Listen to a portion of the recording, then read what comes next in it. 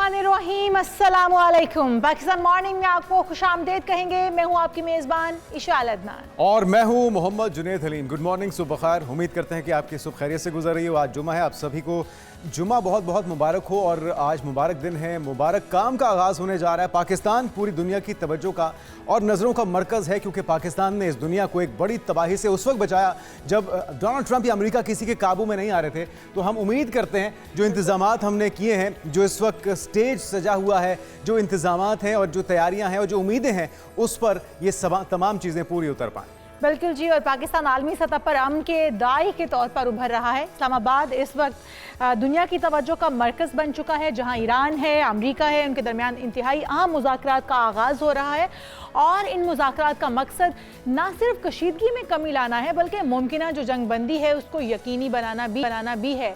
तो ज़राए ये बता रहे हैं कि ईरान और अमेरिका के आला सतही वफूद इस्लामाबाद पहुँच चुके हैं, जहाँ आज मुज़ाकरात का पहला दौर होगा। और इस जो इब्तदाई नशिस्त है, इसमें कल होने वाली अहम मुलाकात के एजेंडे को भी हतमी शक्ल दे दी जाएगी, जिसके लिए हम भी बड़े ही पुरउम्मीद हैं कि ये मुज़ाकरात एक महफूज और खुफिया क्योंकि उसके लिए मकाम पर हो रहे हैं, क्योंकि सिक्योरिटी को यकीनी बनाना, फूल प्रूफ बनाना भी एक बड़ा चैलेंज होगा, क्योंकि हमारे दुश्मन जो अनासर हैं वो भी मुतहरिक हैं। इन मुज़ाकरात को सबोताश करना चाहते हैं, इन्हें नाकाम करना चाहते हैं, उनकी चालों से महफूज रखना होगा हमें। तो बहुत सी दुआओं के साथ, बहुत सी उम्मीदों और कुछ खदशात के साथ तमाम तर तैयारियों को हतमी शक्ल दी जा चुकी है। और अब से कुछ देर बाद हम अपने नुमाइंदगान से भी जानेंगे इस्लामाबाद में, पिंडी में, जुड़वा शहरों में माहौल कैसा है, क्योंकि हम ये देख रहे थे कि इशाल गुज़िश्ता रोज़ भी मॉर्निंग शो में कॉम्बिंग ऑपरेशन चल रहा था, मार्केट्स, दफातर को, स्कूलों को बंद कर दिया गया था और एक तरह का लॉकडाउन की सी सूरत हाल है। दाखिली खारजी रास्ते भी तकरीबन बंद हैं। तो इस वक्त नामुमकिनात में से है अगर आप इस्लामाबाद या पिंडी में दाखिल भी होना चाहते हैं, और ये ज़रूरी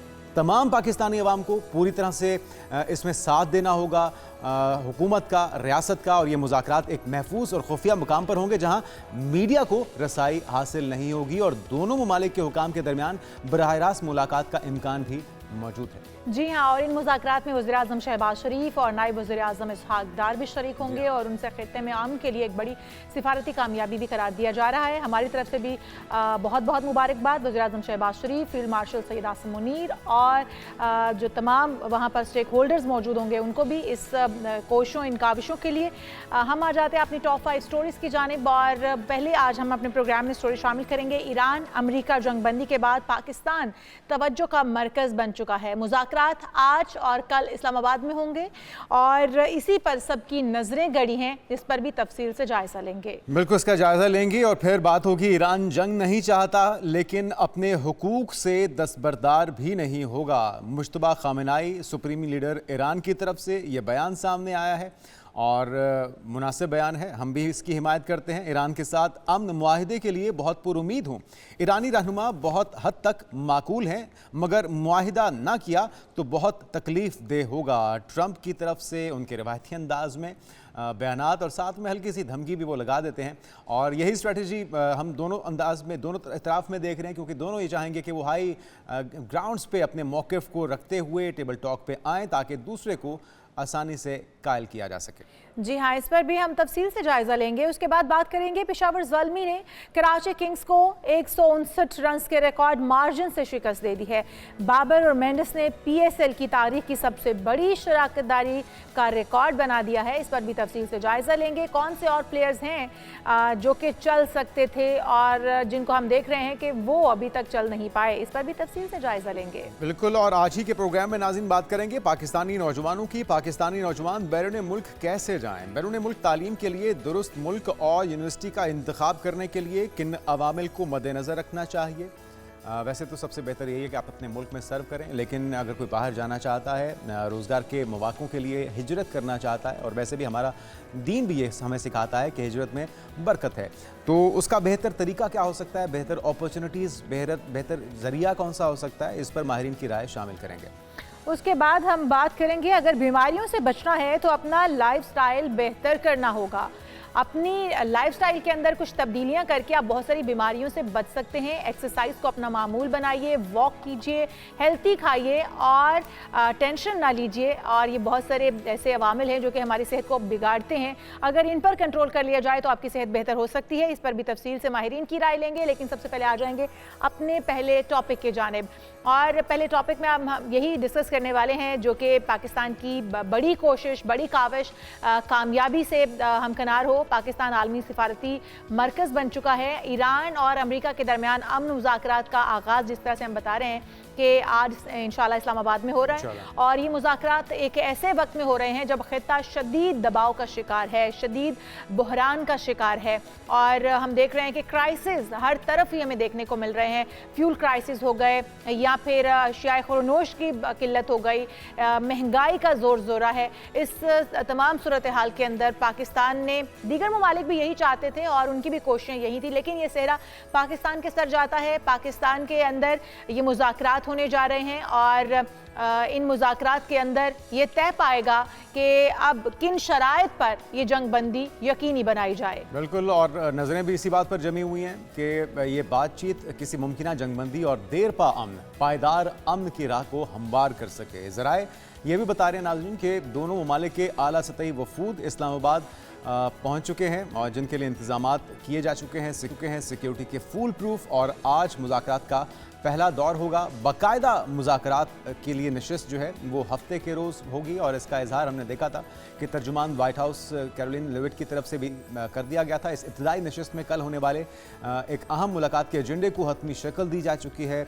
और अहम बात नाज़रीन ये है कि ये मुज़ाकरात एक महफूज और खुफिया मकाम पर होंगे। हमें पहरा देना होगा। रियासत पाकिस्तान पूरी तरह से चौकन्ना है अपने तमाम दोस्तों और उन सबूताज करने वाले अनासिर से भी, जिसमें सर फहरिस्त तो इज़राइल है और फिर इज़राइल के जो हामी हैं, जिसमें एक तो सबसे बड़ा हामी नरेंद्र मोदी, भाजपा सरकार, मोदी जी पूरी दुनिया जानती है। जिस दिन ये जंग शुरू हुई है तो वो किनेसेट में थे, शीर शक्कर हो रहे थे, बगलगीर हो रहे थे, उन्हें मेडल्स पहनाए जा रहे थे। इसीलिए आज उस विश्व गुरु से उनका अपना मीडिया, उनके अपने तज्जियाकार और पूरी दुनिया उनसे पूछ रही है कि भाई आप कहाँ पर हैं। ना 3 में ना 13 में आपको तो किसी ने घास नहीं डाली, और इनका जो असल मकाम है, असल जगह है, वो यही है जो पाकिस्तान को तन्हा करना चाहते थे, आज खुद तन्हा। बिल्कुल, और ये सवाल भी हो रहा है जुनैद उनसे कि जो आपको मेडल पहनाया गया था उसकी अहमियत क्या है। वो एक जाली मेडल आपको पहनाया गया था और जिस वजह से आपको वहाँ पर बुलाया गया था, आप अब वहाँ पर कहीं नजर नहीं आते हैं, ना ही इन मुज़ाकरात के। वो जुमला आपके इज़राइल उनका फादरलैंड है और इंडिया मदरलैंड है, तो ये मंतक भी समझ मदर फादर हो गई है इस वक्त। हाँ, मदर फादर हो गई है। और दूसरा ये कि ये मेडल इस चीज़ के पहनाए जा रहे थे कि जो गुजरात में उन्होंने किया, जो आज भी वो मुसलमानों के साथ, अक़लियतों के साथ इंडिया में मोदी जी कर रहे हैं, कश्मीरियों के साथ कर रहे हैं, और जो गज़ा में, लेबनान में, ईरान में मुस्लिम्स के साथ नेतन्याहू कर रहा है, तो दोनों का एक दूसरे को मेडल पहनाना तो बनता है। बिल्कुल ऐसे ही है। और इस वक्त जितनी सुकी का सामना हम देख रहे हैं कि करना पड़ रहा है मोदी को,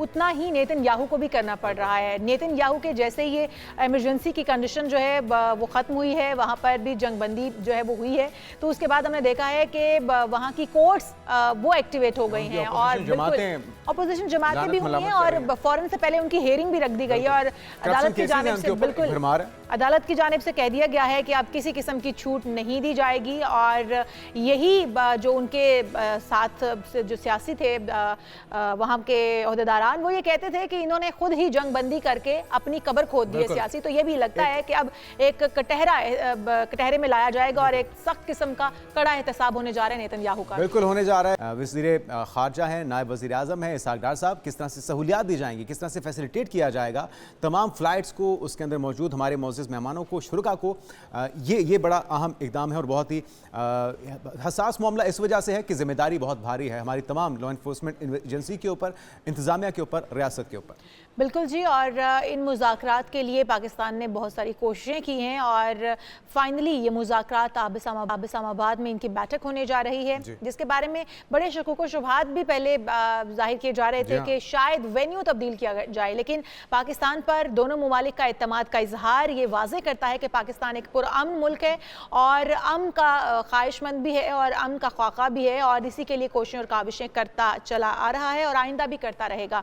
इसीलिए इस्लामाबाद में होगी ये अहम गुफ्तो शनीद। मुज़ाकरात आज और कल इस्लामाबाद में होंगे, वफूद की सतह पर मुज़ाकरात कल होंगे, जबकि आज मुज़ाकरात का अहम मरकज़ी मरहला जो है उसको हफ्ते को रखा गया है, लेकिन आज उसी के ऊपर जो तमाम पॉइंट्स हैं वो डिस्कस किए जाएंगे। अमेरिका की नुमाइंदगी नायब सदर जेडी वेंस करेंगे, स्टेवेट कॉफ होंगे और जेरेड कुशनर करेंगे, जबकि ईरानी वफ्द मुमकिन तौर पर वज़ीर वज़ीर ख़ारजा अब्बास अराग़ची और स्पीकर बाकर कालिबॉफ भी इसमें शामिल होंगे। और ज़रा ये भी बताते हैं कि पहले मरहले में ईरानी और अमरीकी वफूद आमने सामने नहीं बैठेंगे। दोनों वफूद की पहले पाकिस्तानी क़यादत से अलग अलग मुलाकात होगी और अपने अपने जो ऑप्शंस हैं वो उनके साथ डिस्कस किए जाएंगे पाकिस्तान के साथ, और फिर उसके बाद इनको आपस में बिठाया जाएगा। वैसे भी जाएगा। कोई पंचायत होती है ना शालिया, कोई जरगा होता है, तो उसके अंदर भी प्रोटोकॉल्स तो यही होते हैं, क्योंकि ये वर्ल्ड लेवल का है, इसमें सुपर पावर भी है, दो बड़ी ताकतें, इस वजह से क्योंकि एक सुपर पावर के साथ मुल्क कंपैरेटिवली तो छोटा था, लेकिन जिस तरह का उसने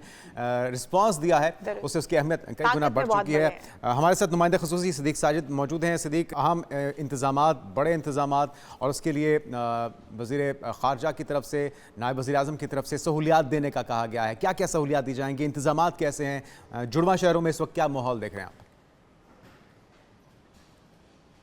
जी बिल्कुल, चूँकि आज एक तारीख़ी दिन है और गैर मामूली दिन है पाकिस्तान के लिए कि पाकिस्तान अमन मुज़ाकरात की मेज़बानी भी करने जा रहा है। पाकिस्तान इन मुज़ाकरात का सालस भी है, तो पूरी दुनिया की जो नज़रें हैं वो हमारे वफाकी दारुल हुकूमत इस्लामाबाद पर है, जहाँ पर तमाम तर तैयारियाँ जो हैं वो न सिर्फ मुकम्मल हैं बल्कि जो मेहमान आएंगे उनके लिए भी खुसूसी सहूलियात का ऐलान किया गया है। और अब से थोड़ी देर पहले हमारे जो वज़ीर ख़ारजा हैं इसहाक़ डार, उनकी जानिब से एक एक्स पर बयान जारी किया गया है, जिसमें उन्होंने पाकिस्तान आने वाले तमाम वफूद और सहाफ़ियों के लिए वीज़ा ऑन अराइवल की सहूलत का ऐलान किया है। और ये कहा है कि इस हवाले से इस्लामाबाद एयरपोर्ट समेत तमाम मुतल्लिका एयरपोर्ट्स के ऊपर जो है वो खुसूसी डेस्क जो है वो कायम किए जाएंगे और सहूलियात जो है वो आने वाले वफूद को फराहम की जाएंगी और हम उनको खुश आमदीद कहेंगे। और उनको वीज़े नहीं होगी, वीज़ा ऑन अराइवल जो है वो दिया जाएगा। मुतल्लिका हुकाम को इस हवाले से हिदायत जारी कर दी गई हैं। दूसरा जो अहम फैसला जहाँ पे मैं खड़ा हूँ वो रेड जोन है, इसको मुकम्मल तौर पर जो है वो सील किया गया है। आप मेरे पीछे और इर्द गिर्द देख सकते हैं कि यहाँ पे जो है वो पाक फौज की सिक्योरिटी भी है, इस्लामाबाद पुलिस भी है, रेंजर्स भी है, उनको तैनात किया गया है। इस हवाले से नजर आते हैं। सदीक साजिद, ये बताइएगा कि जिस मकाम पर आप मौजूद हैं वहाँ पर तो सिक्योरिटी बहुत टाइट है। ओवरऑल अगर हम देखें दोनों जुड़वा शहरों में तो वहाँ पर सिक्योरिटी कैसी है? और फिर स्कूल कॉलेज यूनिवर्सिटीज़ बंद रखी जा रही हैं, दफातर बंद रखे जा रहे हैं, इवन मार्केट्स को भी क्लोज रखा जा रहा है।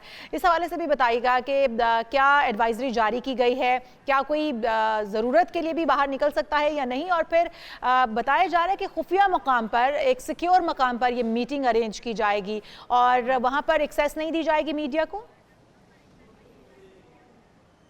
जी बिल्कुल, आप दुरुस्त कह रही हैं, वहाँ पर मीडिया की एक्सेस नहीं होगी क्योंकि ये बंद कमरा इजलास हैं। सिर्फ जो फॉरेन ऑफिस के रिपोर्टर्स जो कवर करते हैं उनको खुसूसी पास दिए गए हैं, लेकिन वो भी उस बंद कमरे तक नहीं जा सकेंगे जहाँ पर जो है ये मुज़ाकरात होने हैं। और ये मैं आपको कम अज़ कम ये लाजमी बता सकता हूँ कि जिस जगह पर मैं खड़ा हूँ रेड जोन में, इसी में ही वो मकाम मौजूद है जहाँ पर ये मुज़ाकरात होने हैं। लेकिन उसकी जो ज़ारा एक ईरान है, उसके बाद फिर अमेरिकन हैं, उनकी सिक्योरिटी बहुत बड़ा एक हमारे लिए इशू भी है और हमारे लिए एक बहुत बड़ा चैलेंज भी है। तो उसी वजह से जिस तरह आपने कहा कि जो न सिर्फ जुड़वा शहरों बल्कि इस्लामाबाद रावलपिंडी के साथ साथ जो मार्केट्स हैं, शॉपिंग मॉल्स हैं, जो यहाँ पे इस रूट्स के ऊपर आती है, उन सबको जो है वो बंद रखा गया है। और ये जहाँ पे हम इस वक्त मौजूद हैं, ये शाहरा जो आइन है, यहाँ पर भी जो है वो इसको बंद रखा गया है और यहाँ पे सिक्योरिटी के सख्त इंतजाम किए गए हैं। सदीक साजिद, आप हमारे साथ ही मौजूद रहेगा, फ़ज़ाई निगरानी भी की जाएगी और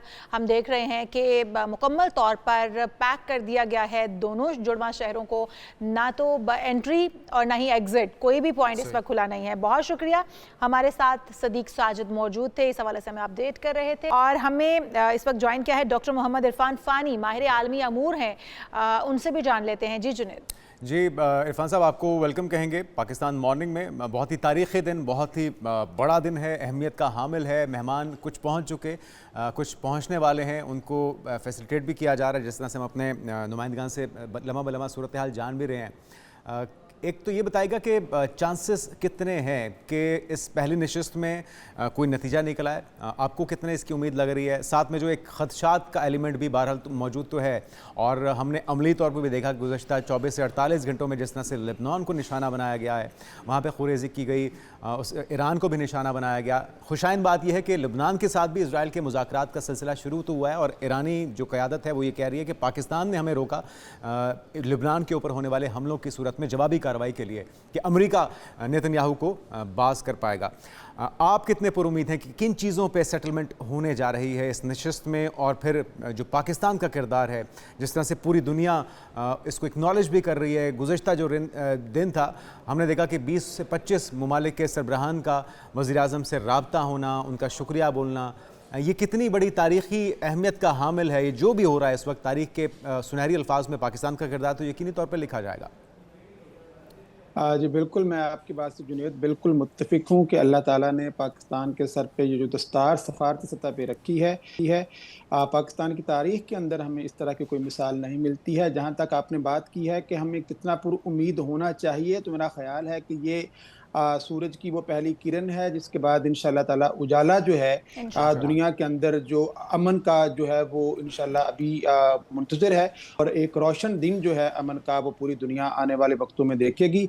देखिए इस वक्त जो दोनों फ्रीक है ना, वो दोनों अपनी मैक्सिमलिस्टिक जो डिमांड्स हैं उन्होंने इस पर रखी हुई हैं। एक तरफ ईरान के 10 पॉइंट्स आपको नज़र आते हैं, जिसके अंदर ईरान जो है वो तमाम ग्रुप्स के खिलाफ जो इस वक्त ऑपरेशन हो रहे हैं उनको हॉल्ट करने की बात कर रहा है। नंबर 2, जितनी भी इस वक्त अमेरिकन ट्रूप्स हैं, कॉम्बैट फोर्सेस हैं इस वक्त अमेरिकन की, उनको इस खित्ते से इनखला की बात कर रहा है। और जितने भी ओवरऑल अगर आप देखें तो गल्फ कंट्रीज़ के अंदर मिलिट्री बेसिस की भी बात होती है। तो मुख्तलिफ जो पॉइंट्स हैं वो ईरान ने अपने मैक्सिमलिस्टिक सामने रखे हैं। इसी तरह से जब आप अमेरिकन डिमांड्स की बात करते हैं तो अमेरिका की तरफ से आपकी तरफ सबसे पहले यूरेनियम इनरिचमेंट की बात की जाती है कि जितने भी न्यूक्लियर स्पाइल वहाँ पे स्टॉक स्पाइल्स हैं उनका खात्मा किया जाए, और न्यूक्लियर इनरिचमेंट का मुस्तकबल के अंदर ईरान जो चाहता है उस इनरिचमेंट को ख़त्म किया जाए, और ज़ीरो इनरिचमेंट होनी चाहिए, जो कि हो चुकी थी ऑलरेडी जब ओमान के अंदर मुज़ाकरात हो रहे हैं। देखिए इन मुज़ाकरात के अंदर इससे पहले जो 2 राउंड आपको ओमान के अंदर और कतर के अंदर नज़र आते हैं, जिसके अंदर स्टीव विटकॉफ और जेरेड कुशनर जो हैं वो उन मुज़ाकरात का हिस्सा थे। तो हम देखते हैं कि कतर के ऊपर भी और जनीवा के ऊपर भी जो हमले हो गए, और यही वो चीज़ है जिसने ईरान को बहुत ज़्यादा स्केप्टिकल कर दिया, मशकूक कर दिया। और शायद डॉक्टर साहब यही वजह भी है कि अभी भी ईरान बेएतमाद का इजहार नहीं करता, ना जेरेड कुशनर पर और ना ही स्टीव विटकॉफ पर। वो कहते हैं कि जी अगर ये मुज़ाकरात का हिस्सा होंगे तो क्योंकि ये स्पोक पर्सन है एक तरह से इजराइल के, इसलिए हम इन पर यकीन नहीं करते हैं। लेकिन इस बार क्योंकि हम देख रहे हैं साथ ही साथ जेडी वैंस भी वो भी इसमें शिरकत कर रहे हैं, तो आप क्या समझते हैं कि कितना पुरएतमाद होना चाहिए ईरान को, इन मुज़ाकरात के ऊपर यकीन कर लेना चाहिए? क्योंकि इजराइल बहरहाल ये कोशिश करेगा, नेतन्याहू जैसे ही सीज़ फायर हुआ तो वैसे ही उनके ऊपर वहाँ पर केसेस भी खुल गए हैं, दोबारा से अदालत ने दोबारा से उन्हें बुला लिया है, और इस वक्त लगता है कि उनके ऊपर शिकंजा तंग कर लिया गया है। उनके जो वहाँ पर हिमायती हैं वो भी ये कह रहे हैं कि जंग बंद नहीं होनी चाहिए थी, सीज़ फायर नहीं होना चाहिए था, क्योंकि अगर ये सीज़ फायर होता है तो नेतन्याहू ने अपनी सियासी कब्र खोद दी है इस सीज़ फायर से। तो आप समझते हैं कि वो फिर भी कोई ना कोई अपनी बका के लिए, अपने बचाव के लिए कोई ना कोई शरारत फिर से करेंगे, जैसे लेबनान के साथ ईरान के साथ महाज अभी रुका नहीं, थमा नहीं, कि उन्होंने लेबनान के साथ आगाज कर दिया, उसका जो कि पहले भी है चल तो रहा था लेकिन एक बार फिर से उसमें शिद्दत आ गई है। तो कोई शरारत तो हो सकती है, लेकिन इसके अंदर जेडी वैंस के होने से कितना हमें पुरएतमाद होना चाहिए? जी, पहले आपका सवाल का पहला जो हिस्सा है जेडी वैंस के हवाले से, मैं उसकी तरफ आता हूँ कि जेडी वैंस जो हैं वो बुनियादी तौर पर ईरान के खिलाफ 2 तरह के बेसिकली इस वक्त ना अमेरिकन की जो डेमोक्रेट्स की कैबिनेट में 2 तरह के लोग हैं। एक वो लोग हैं जो बहुत ज़्यादा हॉकिश हैं टूवर्ड्स ईरान एंड चाइना, जिसके अंदर स्टीव विटकॉफ भी आ जाते हैं, उसके बाद हमारे पास मार्को रूबियो भी आ जाते हैं, जेरेड कुशनर भी उसमें आ जाते हैं। ये तो एक तरह से इजराइली प्रपोजल्स को ही वहाँ पे डिफेंड करने आ रहे हैं। जबकि दूसरी तरफ जब आप जेडी वैंस की बात करते हैं ना, अगरचे उनके बॉस डोनाल्ड ट्रंप हैं और उनके साथ भी उनको अलाइनमेंट रखनी है, लेकिन वो अपने ज़ाती जो उनका मौक़िफ़ है ईरान के ऊपर हमले के हवाले से, वो शुरू से ईरान के ऊपर हमले के ख़िलाफ़ रहे हैं, और उसका वो मुख्तलिफ पब्लिक फोरम्स के ऊपर जो है वो इसका इजहार भी करते रहे हैं। और यही वो चीज़ है जो जेडी वैंस को ईरान के लिए एक काबिल एतबार और मोतबर और एक मुस्तनिद शख्सियत के तौर पर ईरान उनको देखता है, और इसी वजह से वो पुरुमीद भी हैं कि जेडी वैंस के आने की वजह से, क्योंकि जेडी वैंस वो शख्सियत हैं जो 2028 के अंदर होने वाले जो अमेरिकन सदारती इलेक्शंस होंगे अमेरिका के अंदर, उन इलेक्शंस के अंदर वो रिपब्लिकन की तरफ से सदारती उम्मीदवार भी हैं सदर होने के। तो ये एक बहुत बड़ा लम्हा है जेडी वैंस के लिए कि अगर वो इन मुज़ाकरात को, जिसका मुझे ये इंशाल्लाह ताला लगता है कि ये मुज़ाकरात कामयाब हो इंशाल्लाह। अच्छा, दो बुनियादी चीज़ें जो अमेरिका की तरफ से जिनका आपने भी इजहार किया फानी साहब, कि एक तो यूरेनियम की अफजूदगी का जो सिलसिला है, अमेरिका कहता है कि इस पे हम कॉम्प्रोमाइज़ नहीं करेंगे, इसका मुकम्मल खात्मा करना होगा। और दूसरी चीज़, आबना हुर्मस अब एक अहमियत का मरकज़ बन चुका है, जो कि जंग से पहले बिल्कुल नॉर्मल एक रूट था और उसके ऊपर कोई बंदिश भी नहीं थी, लेकिन अब चूंकि ईरान का कंट्रोल है उसके ऊपर, तो आपको लगता है कि ये दोनों चीज़ें ईरान के लिए काबिल कबूल होंगी? और इसी तरह से जो ईरान की शराइत हैं, जिसमें सैंक्शंस का हटाना है, जिसमें मुस्तकिल और पायदार अमन है, दोबारा जारियत का मुसल्लत ना करना है, और इसी तरह से उनके जो मिसाइल टेक्नोलॉजी हो गया या उनके जो नुकसानात उसका अजाला, तो दोनों ममालिक में से वो कौन कौन सी शराइत हैं जो आपको लगता है कि काबिल कबूल होंगी, और कौन सी चीज़ें जिस पर डेडलॉक बहरहाल हो सकता है?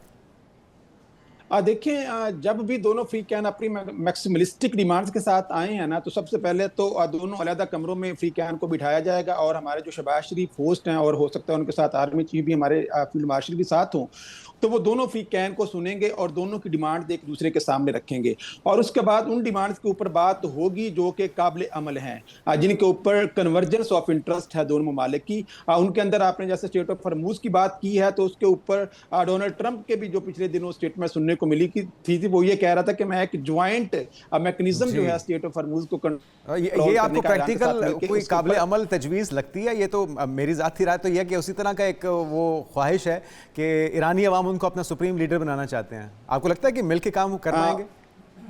हाँ, देखिए, ख्वाहिश और इरादा तो मुख्तलिफ चीज़ें होती हैं। एक तरफ ख्वाहिश तो आप कोई भी कर सकते हैं, हज़ारों ख्वाहिशें ऐसी कि हर ख्वाहिश पे दम निकले, लेकिन देखना यह है कि दूसरे फरीक का इरादा या ख्वाहिश भी इसमें शामिल है कि नहीं। और मुझे एक स्टूडेंट ऑफ IR के तौर पर यह नहीं लगता कि ईरान इसके ऊपर मुत्तफिक होगा। हाँ, लेकिन ये ज़रूर है क्योंकि ईरान ने इस जंग के अंदर जितना नुकसान उठाया है, उसने अल्टीमेटली अजाला तो उसको उस नुकसान का चाहिए। या डोनाल्ड ट्रंप अरब ममालिक से वो पैसे इकट्ठे करके उनको देगा, या फिर ईरान कहता है कि आप अगर अरब ममालिक नहीं मुझे पैसे देते या कोई ऐसा मैकेनिज्म सामने नहीं आता, तो एक खास महदूद वक्त के लिए ये जो स्टेट ऑफ हॉर्मुज है, इसके ऊपर जो टोल चार्जेस हैं वो लगा दिए जाएंगे, जिसके अंदर ओमान और ईरान मिलकर एक ज्वाइंट मैकेनिज्म तश्कील देंगे, जिसके हवाले से इस जंग का जो नुकसान हुआ है उसका अजाला जो है वो बाहर बिल्कुल, और वो जानी नुकसान का अजाला भी मांगते हैं। वो कहते हैं कि हम अपना खून जो रायगा गया है, जो ज़ाया हुआ है, हम उसको भी रायगा नहीं जाने देंगे। बिल्कुल सही कह रहे हैं आप। डॉक्टर मोहम्मद इरफान साहब साथ ही मौजूद रहेगा। डॉक्टर हामिद खान अल मशरकी साहब भी हमारे साथ मौजूद हैं, माहिर आलमी अमूर हैं, आप भी वेलकम टू शो। कभी हामिद साहब, अगर हम देखें इस वक्त की सिचुएशन को, बहुत ही, एक तो पाकिस्तान के ऊपर भारी जिम्मेदारी आयद हो गई है, और एक तो इसको यकीनी बनाना, तवीलुल मुद्दती बनाना इन मुज़ाकरात को, इस जंग बंदी को, ये बड़ा चैलेंज रहेगा पाकिस्तान के लिए।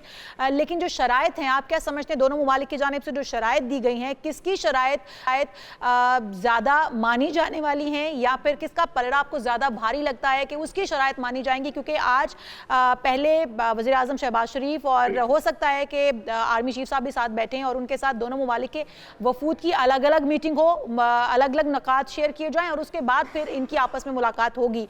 तो हम तो ये चाहते हैं कि ये मुज़ाकरात जो है ये कामयाबी के साथ पाए तकमील तक पहुँचें। आपको क्या लगता है, कौन सी शराइत होंगी जो कि मानी जा सकती हैं दोनों ममालिक की तरफ से? बहुत शुक्रिया ईशान। देखिए, पाकिस्तान ने जहां आपने चैलेंज का लफ्ज यूज किया, वहां पर बिल्कुल ऐसी है कि जो भी स्ट्रगल है और जो भी पाकिस्तान के सर पे जो ताज सजा है, पूरी दुनिया आज पाकिस्तान की तरफ नजरें जमा कर बैठी है, और इस उम्मीद से बैठी है कि ये जो तीसरी आलमी जंग होते होते पाकिस्तान ने रोकी है, इंशाल्लाह इसको मुस्तकिल जंग बंदी की शक्ल भी इंशाल्लाह इस्लामाबाद से दी जाएगी।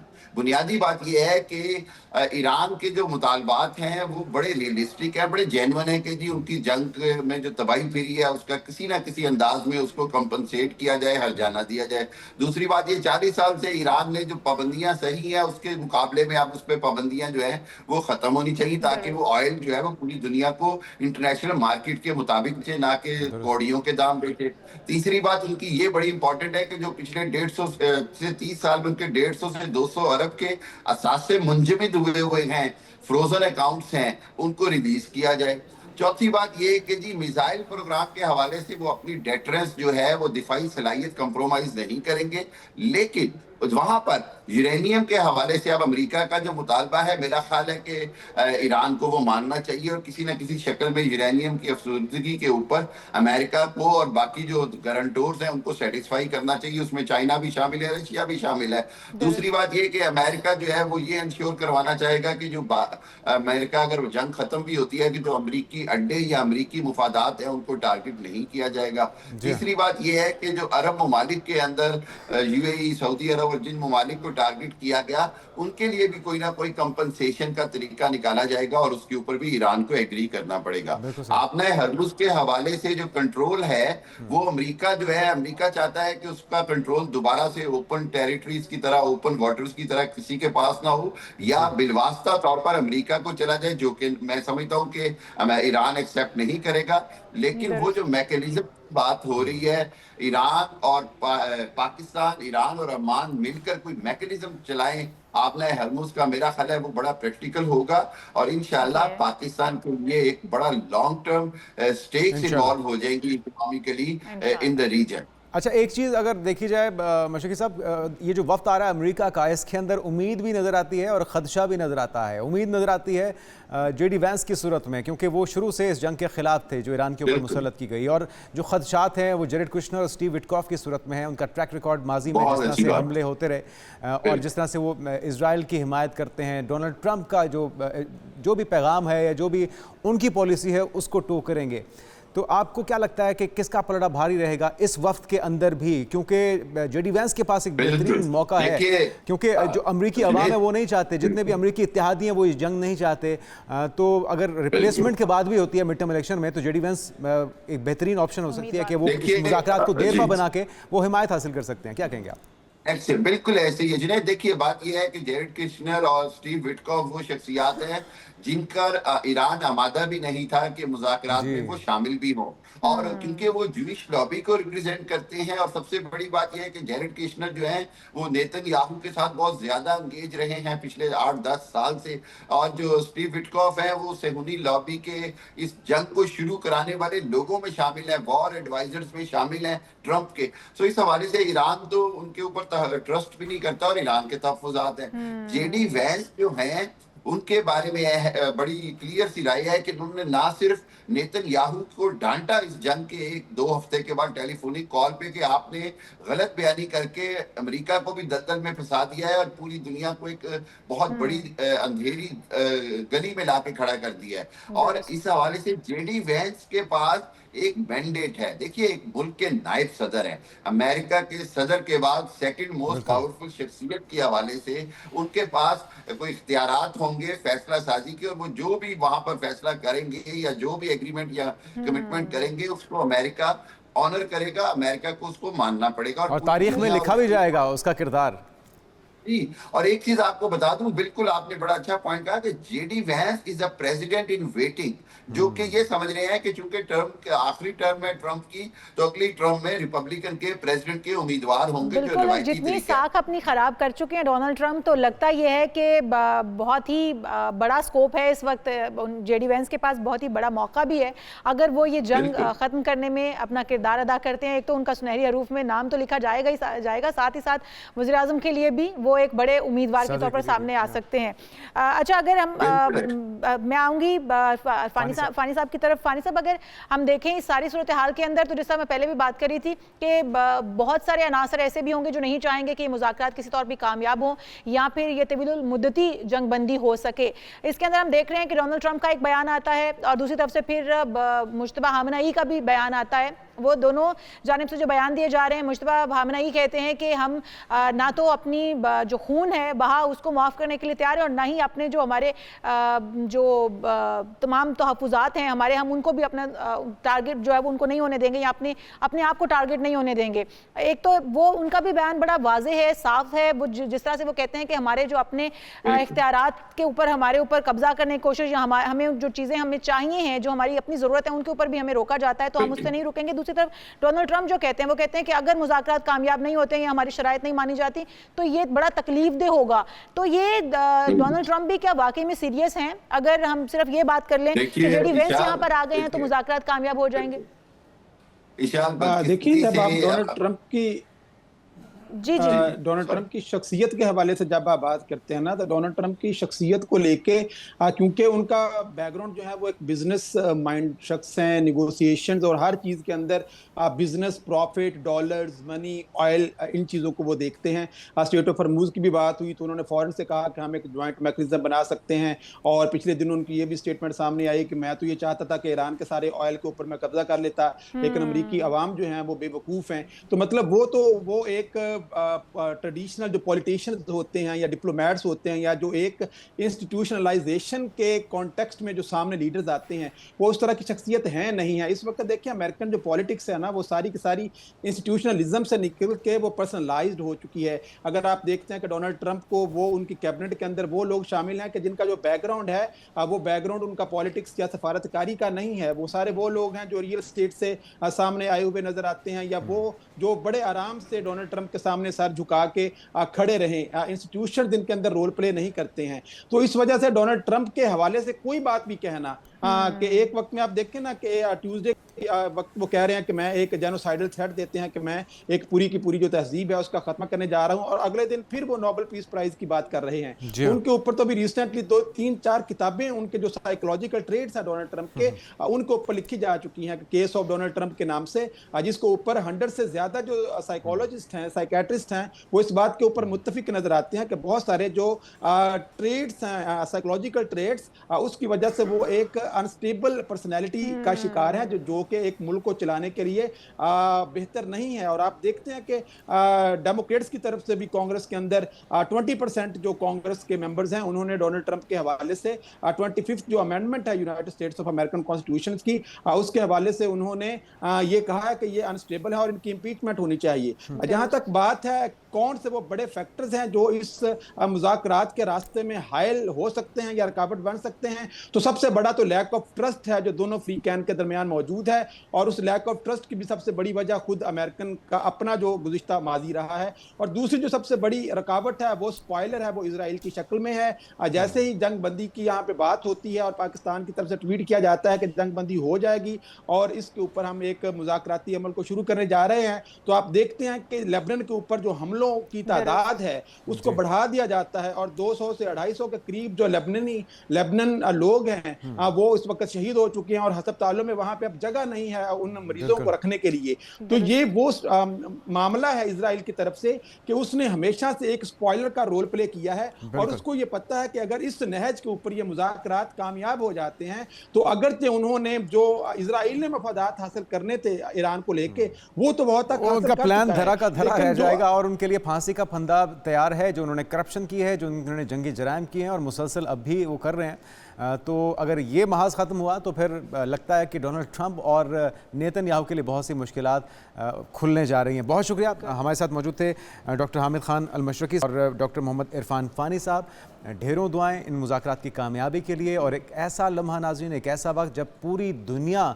हिम्मत हार चुकी थी, जब पूरी दुनिया को ये लग रहा था, ये खदशा ज़ोर पकड़ चुका था कि डोनाल्ड ट्रंप कोई आखिरी बड़ा हमला करने जा रहे हैं जिसमें पूरी सिविलाइजेशन को तबाह करने की बात हो रही थी।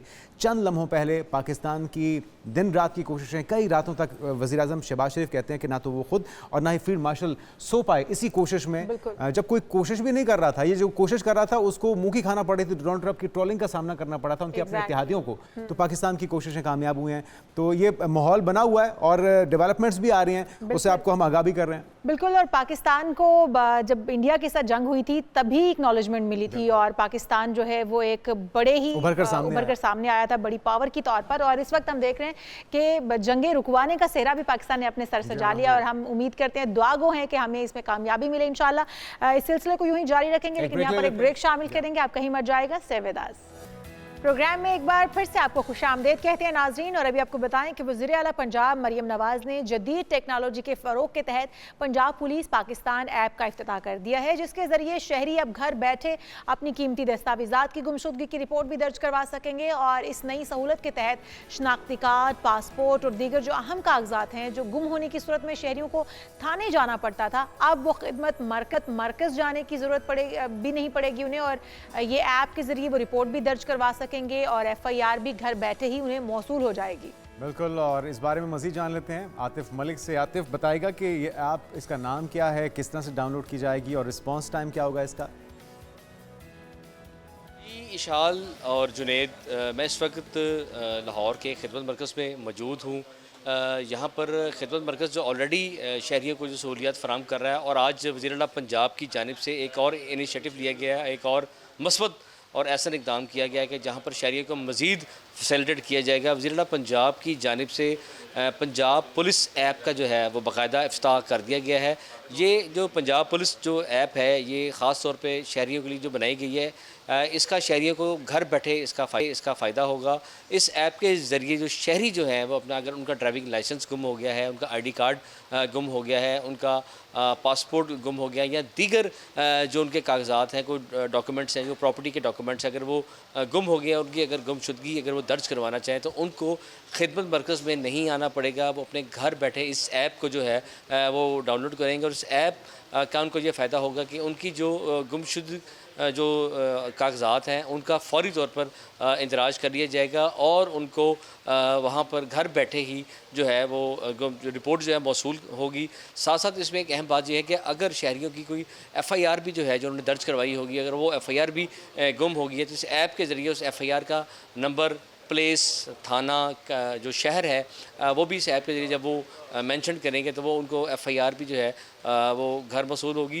वज़ीर आला पंजाब की जानिब से एक बड़ा ऐसा इक़दाम है। पहले भी जो शहरी जो हैं वो खिदमत मरकज़ से जो है वो फ़ायदा उठा रहे हैं। खिदमत मरकज़ में बैठे जो पुलिस अफसरान हैं उनमें पंजाब पुलिस के अफसरान भी शामिल हैं, और साथ साथ सिटी ट्रैफिक पुलिस के अफसरान भी शामिल हैं कि शहरी ने अगर लाइसेंस का इजरा करवाना है या लाइसेंस की तजदीद करवानी है तो वो भी वहाँ उस खिदमत मरकज़ से होती है। और दूसरी जानिब अगर कोई चीज़ें, कोई कागजात गुम हो जाए तो उनका इदराज भी खिदमत मरकज़ के थ्रू शहरी करवा सकते थे, लेकिन उस वक्त शहरियों को ख़ुद खिदमत मरकज़ में आना पड़ता था। लेकिन अब जो है इस ऐप के ज़रिए, जिसका वज़ीर आला पंजाब ने इफ्तिताह कर दिया है, बाकायदा तौर पर ये ऐप जो है बनाई गई है, तमाम अफसरान के कंसेंट से ये ऐप मुतारफ़ करवाई गई है, और इस ऐप के ज़रिए अब शहरी जो हैं अपने कीमती डॉक्यूमेंट्स, अपने ID कार्ड, अपना पासपोर्ट और दीगर जो डॉक्यूमेंट्स हैं बाबत प्रॉपर्टी के, शहरी जो है इस ऐप के ज़रिए घर बैठे अपनी ये इंदराज करवा सकते हैं, और इंदराज की जो रिपोर्ट है उनको उनके घर में उनके डोर स्टेप पे जो है उनको मौसूल होगी।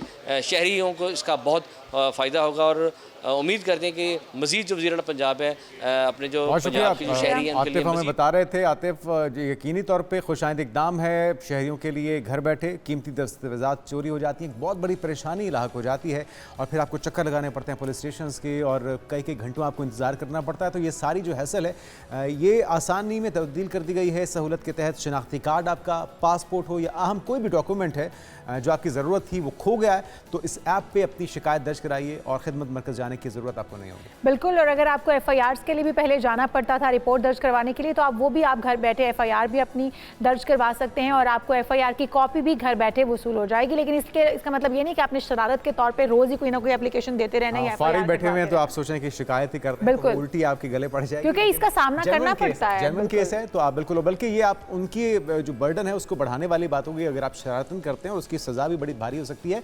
अगर जेन्युइन किसी का कोई मसला है तो आपकी आसानी के लिए हुकूमत मिर्जाब का एक ऐसा इक़दाम।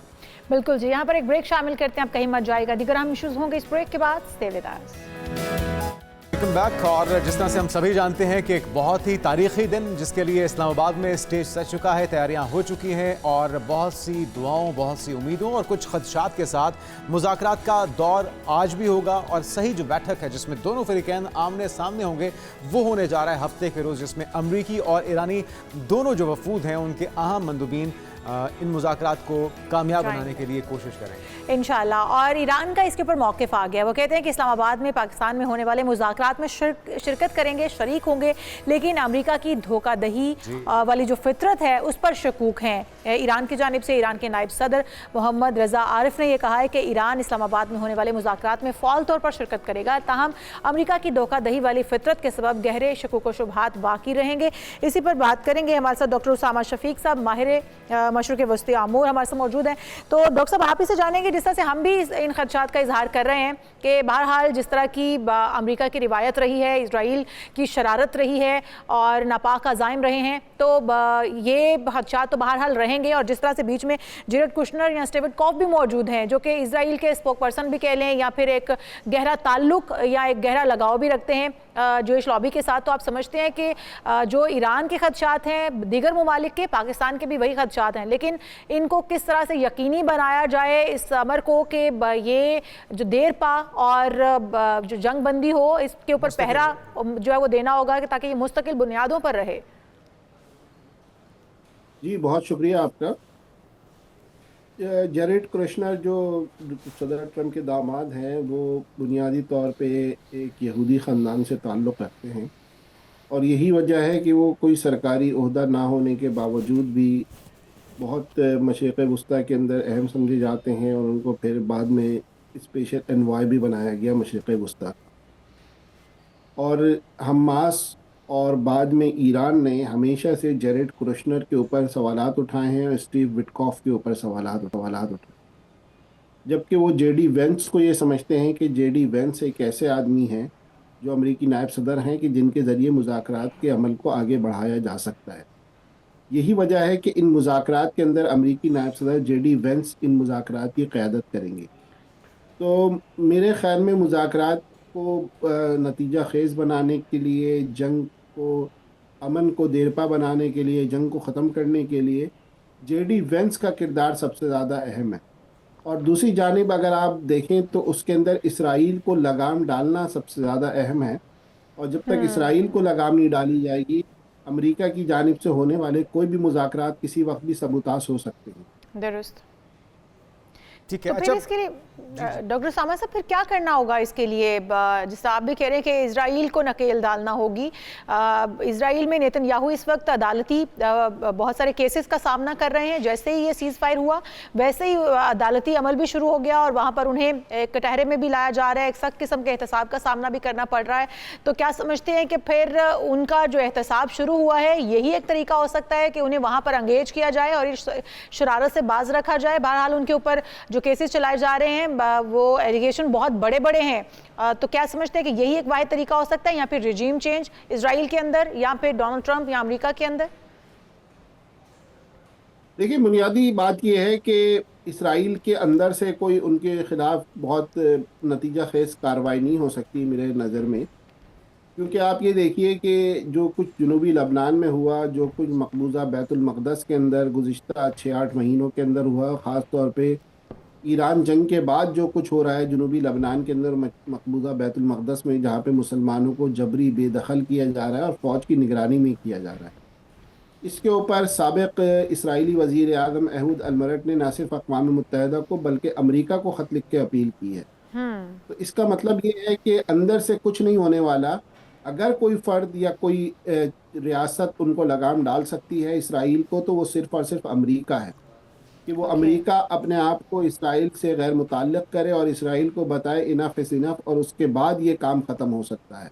वरना फिर दूसरी सूरत के अंदर मशरिक़ वस्ती के अंदर जो कुछ हो रहा है उसके अंदर इसराइल के अंदर कोई ऐसी खुदा न खास्ता ऐसी तबाही ना हो जाए कि जिसकी वजह से इसराइल के अवाम खुद जो है अपने वज़ीर आज़म से ऐलान ला ताल्लुक़ करने पे मजबूर हो जाएं कि जो रिजीम चेंज ईरान में हो रही थी वो इसराइल में ना हो जाए। अच्छा, अभी तक अगर नुकसानात की डॉक्टर साहब बात की जाए तो वो तो एक लंबी फहरिस्त है जो अमेरिका ने उठाया है इस जंग को शुरू करने के बाद।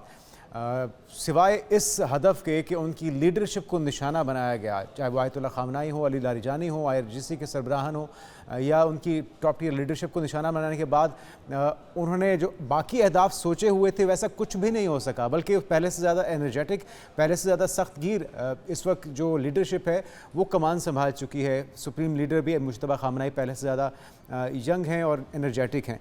तो आपके ख़्याल में इतने नुकसानात के बाद भी डोनाल्ड ट्रंप दोबारा से कोई और रिस्क लेंगे इस महाज को दोबारा से खोल देने का? बल्कि उन्हें तो पाकिस्तान का शुक्रगुजार होना चाहिए कि एक फेस सेविंग जो होने चाहिए थी, बहरहाल पाकिस्तान ने वो फराहम की है, दुनिया को भी एक बड़ी तबाही से बचाते हुए। देखें, डोनाल्ड ट्रंप नहीं चाहते जंग, जब ही उन्होंने पाकिस्तान को इंटरवीन करने का मौका फराहम किया और मुज़ाकरात की टेबल पे लाने का मौका फराहम किया। और अमेरिका जो कुछ इन 28-30 दिनों में 5 हफ्तों की जंग के अंदर जो कुछ नुकसान उठा चुका है, वो उसका माली और अस्करी नुकसान से ज़्यादा जो उसकी पेट्रो डॉलर इंडस्ट्री को नुकसान हो रहा है, जिसकी वजह से अमेरिकी मईशत रोज़ ब रोज़ बैठ रही है और उसके ऊपर एक शदीद दबाव। तो ये दो तरफा मामला है, यानी कि एक तरफ से उनके ऊपर जो उनके नुकसानात हुए हैं और 200 ट्रिलियन डॉलर उन्होंने मज़ीद मांगे हैं अपने रिज़र्व फंड से। उसके बाद जंग का रोज़ाना का नुकसान जो है, यानी कि रोज़ाना का ख़र्चा आप समझ लीजिए 2 अरब डॉलर्स है। इसके अलावा जो नुकसानात हैं वो इसके अलावा हैं। और पेट्रो डॉलर, क्योंकि स्ट्रेट ऑफ हॉर्मुज़ बंद हो गया, अब ना हॉर्मुज़ बंद होने की वजह से जो पेट्रो डॉलर की जो उनकी आमदनी थी, जिसके ऊपर पूरी आलमी मईशत का इन्हिसार है और अमेरिका का जिस सरमायादाराना निज़ाम पे इन्हिसार है, वो क्रैक हो रहा है। और अब ईरान ने और रशिया ने युआन के अंदर ट्रेड शुरू कर दी है। तो इसका मतलब ये है कि अमेरिका को सिर्फ एक तरफ से दबाव नहीं है, अमेरिका को 2-3 अतराफ से दबाव है। और मैं समझता हूँ कि अमेरिका को कोई सेंसेबल फर्द अगर सदर हो तो वो इस जंग को कभी भी जारी नहीं रख सकेगा, उसको यहीं पे रोक देगा। लेकिन उनका अपनी बका के लिए भी तो ये जंग लड़ना ज़रूरी था, इस जंग को जारी रखना ज़रूरी था, क्योंकि एपिस्टेन फाइल का जिस तरह से उनको सामना है और इसके ऊपर काफ़ी केसेस उनके ऊपर भी खुल सकते हैं, बहुत कुछ डोनाल्ड ट्रंप को फेस करना पड़ सकता है। शायद इसी वजह से वो इस जंग में कूदे थे, अदरवाइज़ ना तो उनकी अपनी ये लड़ाई थी, ना ही वो ये जंग खुद शुरू करना चाहते थे। और जिस तरह वो जंग से निकलना चाहते हैं तो लगता भी यही है कि वो बुखलाहट में गलत फैसला कर बैठे हैं। इसी वजह से अब पाकिस्तान या दीगर ममालिक की तरफ वो देख रहे थे कि कोई इस जंग को रोकने में अपना किरदार अदा करे या अपना शोल्डर फ्राहम करे, जो कि पाकिस्तान ने बहरहाल कोशिशें की हैं कि ये तीसरी जंग अजीम जो है वो बनने से रुक जाए और अमन कायम हो सके। आप समझते हैं कि दोबारा से अगर ये जंग इंशाल्लाह पाकिस्तान कामयाबी हासिल करे और मुज़ाकरात कामयाब हों, जंग बंदी हो जाए, उसके बाद एपिस्टेन फाइल का भी सामना करना पड़ेगा डोनाल्ड ट्रंप को? देखिए, पहली बात यह है कि मैं तो 7 अक्टूबर 2023 के बाद से कह रहा हूँ कि जंगों का जो सिलसिला शुरू हुआ है ये तीसरी आलमी जंग के ऊपर ही जाके ख़त्म होगा। आप ये देखें कि 2 साल के बाद फ़लस्तीन के अंदर पॉज हुआ तो ईरान के अंदर एक मसला शुरू हो गया, जनूबी लबनान के अंदर मसला शुरू हो गया। तो ये जंग बंदी जो है, हम तो दुआ ये करते हैं कि मुस्तकिल हो, लेकिन मेरे ख्याल में ये आर्जी होगी। जहाँ तक मसला है एप्स्टीन फाइल का, तो जाहिर सी बात है यहाँ का मीडिया भी ये लिखता है, बैनुल-अक़वामी मीडिया भी ये लिखता है कि ये एक मोसाद का प्रोजेक्ट था कि जिसके ज़रिए लोगों को ब्लैकमेल करना इसका मकसद था। जहाँ तक बात रही कि डोनाल्ड ट्रंप एप्स्टीन फाइल की वजह से दबाव का शिकार हैं, जी बिल्कुल हैं। और आपने देखा कि पहले उन्होंने कहा कि मैं रिलीज़ नहीं करूँगा, फिर उन्होंने रिलीज़ की, उसके बाद कुछ रिलीज़ की, कुछ नहीं की, कुछ के ऊपर काला रंग फेर दिया गया, उसके बाद रिलीज़ की गई। कुछ कहा कि उनके डेटाबेस से डिलीट हो गई हैं, हमें हासिल नहीं हो पा रहे, रिट्रीव नहीं कर पा रहे। दूसरा जो तीसरा सबसे बड़ा दबाव जो है उनके ऊपर इसराइल और एप्स्टीन फाइल के अलावा, वो ये है कि अमेरिका के अंदर से जो आवाज़ें उठ रही हैं, अमेरिकी खुद नहीं चाहते कि वो इस जंग के अंदर जाएं। आप ये देखिए कि उनके नेशनल सिक्योरिटी एडवाइज़र जो कैंट, उनके चीफ ऑफ आर्मी स्टाफ दोनों को बरतरफ करना पड़ा है। उसके बाद भी 8-10 जर्नल्स को उनको बरतरफ करना पड़ा है। और अगर आप नेटो को देखें तो नेटो का कोई एक मुल्क अमेरिका के साथ जाने के लिए तैयार नहीं है। तो इसका मकसद ये हुआ कि 2001 से लेकर 2026 तक जो पूरा सिनेरियो था, जिसको दहशतगर्दी के ख़िलाफ़ जंग का नाम दिया गया, जिसको वेपन्स ऑफ मास डिस्ट्रक्शन का नाम दिया गया, वो सारा बयानिया तब्दील हो चुका है। और अमेरिका कभी भी ऐसी जंग का मुतहम्मिल नहीं हो सकता कि जिसके अंदर उसकी सियासी साख, जिसके अंदर उसके बैनुल-अक़वामी बात की साख और जिसके अंदर उसकी अस्करी साख मुतासर हो। अच्छा, एक तो ये कि डॉक्टर साहब जो फेस सेविंग या जो विक्ट्री क्लेम करने की अंदाज है या आदत है डोनाल्ड ट्रंप का, वो आपको इस मुज़ाकराती दौर या अदवार के अंदर मिलता दिखाई दे रहा है। फिर पिछले जो कुछ दिनों में उन्होंने ट्वीट्स की, उसके अंदर उन्होंने ये भी कहा कि ये इस प्रोसेस मुकम्मल होने के बाद वो मज़ीद जो अहदाफ हैं उनकी तरफ आगे बढ़ेंगे। तो क्या उनका इशारा क्यूबा, ग्रीनलैंड की तरफ है या कोई और महाज है जिसको खोलने का इरादा रखते हैं? देखें, डोनाल्ड ट्रंप के जहन में क्या चल रहा है ये तो वही बता सकते हैं, लेकिन ईरान जंग से उनको इस बात का अंदाज़ा हो गया कि वो मशरिक़ वस्ता के अंदर या मशरिक़ के अंदर कोई छेड़छाड़ करेंगे तो उनके नताइज उनको भुगतने पड़ेंगे।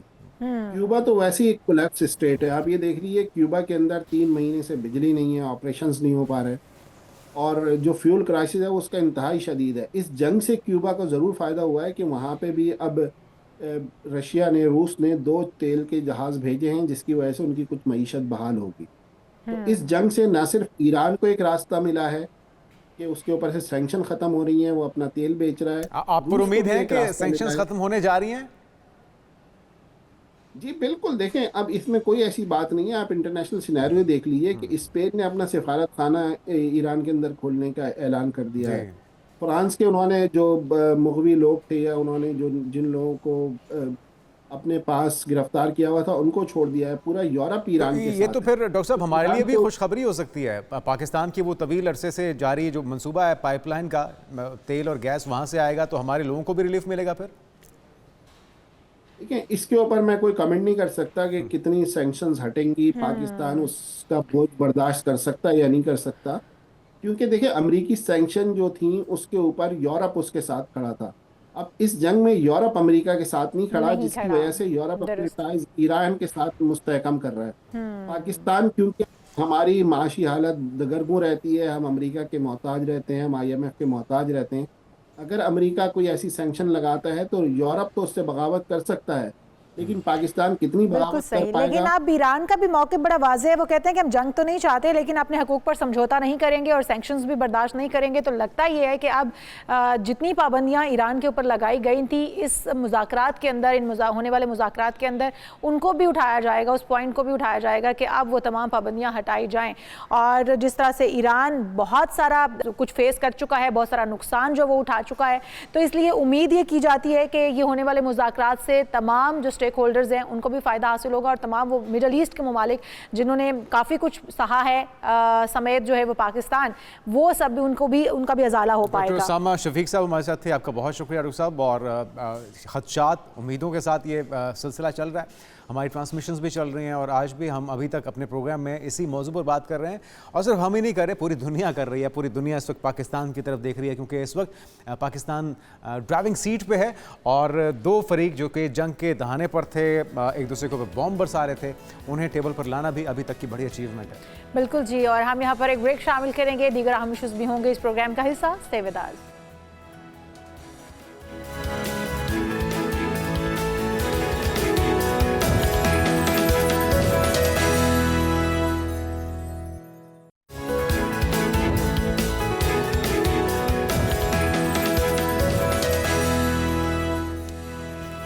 ब्रेक के बाद आपको कहेंगे खुश आमदीद। और अभी इस सेगमेंट में हम बात करेंगे अपने तर्ज़ ज़िंदगी की। तर्ज़ ज़िंदगी वो जिसमें हम कुछ भी सामने आए उसको खा जाते हैं, क्योंकि फूड लवर्स तो हैं ही पाकिस्तान में अमूमी तौर पे, ख़ास तौर पे लाहौरी, और उनमें भी ख़ास तौर पे जो बट साहिबान है। ऐसे ही है? बिल्कुल सही है आपका पॉइंट जो है ना, वो डायरेक्टली मुझे हिट कर रहा है कि बट साहिबान ज़्यादा खाते हैं ना। बिल्कुल खुश खुराक है, बिल्कुल खुश खुराक है और होना भी चाहिए, लेकिन उस खुश खुराकी के अंदर अगर आप तवाज़ुन रखें तो ज़्यादा बेहतर होगा। और सेहतमंद ज़िंदगी का राज भी यही है, सिर्फ दवाओं में नहीं है बल्कि हमारे रोज़मर्रा के तर्ज़ ज़िंदगी में पोशीदा है। अगर हम बाकी बीमारियों से बचना चाहते हैं तो सबसे पहले हमें अपनी आदत, अपनी खुराक और अपना लाइफस्टाइल बदलना होगा। अक्सर लोग ये छोटी मोटी जिस्मानी जो अलामात हैं उनको नज़रअंदाज कर देते हैं, ख़ासतौर पर मैदे की तकलीफ का होना। हालांकि यही मामूली मसला जो है वो आगे चल के बड़ी बीमारियों की शक्ल इख्तियार करता है। एग्जैक्टली। और फिर आपकी बॉडी का थका सा होना, आपकी खुराक का मुतवाज़न ना होना, ऑयल बहुत ज़्यादा इस्तेमाल करना या फ्राइड चीज़ें या मुरगन ग़िज़ाएँ। तो आखिर क्या वो लाइफस्टाइल है जिसकी आज हम बात कर रहे हैं, ये जान लेते हैं। हमारे साथ मौजूद है जोहा अकरम, माहिर ग़िज़ाइयत। वेलकम टू शो कहेंगे आपको जोहा। और आपसे ये जानेंगे कि आखिर वो जो लाइफस्टाइल की हम बात करते हैं पर बड़ा फोकस करते हैं, हम ड्रेस स्टाइल पर बड़ा फोकस करते हैं, बट हम लाइफस्टाइल को कहीं भूल जाते हैं। क्या हमारा लाइफस्टाइल क्या होना चाहिए? तो क्या होना चाहिए आखिर लाइफस्टाइल? जज़ाकल्लाह खैर, thank you so much for having me on the show Ishal and Junaid. Lifestyle को बेहतर बनाने के लिए सबसे ज़्यादा ज़रूरी ये है, यहाँ पे मैं ये अर्ज़ करूँगी कि हम लाइफस्टाइल के अंदर मॉडिफिकेशन करें, यानी कि हम फ़िज़िकल एक्टिविटी को अपनी ज़िंदगी के अंदर शामिल करें। हम 6, 7 या 8 घंटे की नींद को मुकम्मल करें ताकि हमें स्ट्रेस डिसऑर्डर ना हो। आप देखती होंगी आजकल स्ट्रेस का तनासब बहुत ज़्यादा है। वो इस वजह से भी है कि नींद की कमी की वजह से भी, क्योंकि वर्कहॉलिक लाइफ होती है और उसकी वजह से नींद की कमी होती है, जिसकी वजह से स्ट्रेस का सिंड्रोम हो जाता है अक्सर लोगों के अंदर। कहा जाता है कि 6 घंटे की नींद लाइफ स्पैन को इंक्रीज़ करती है।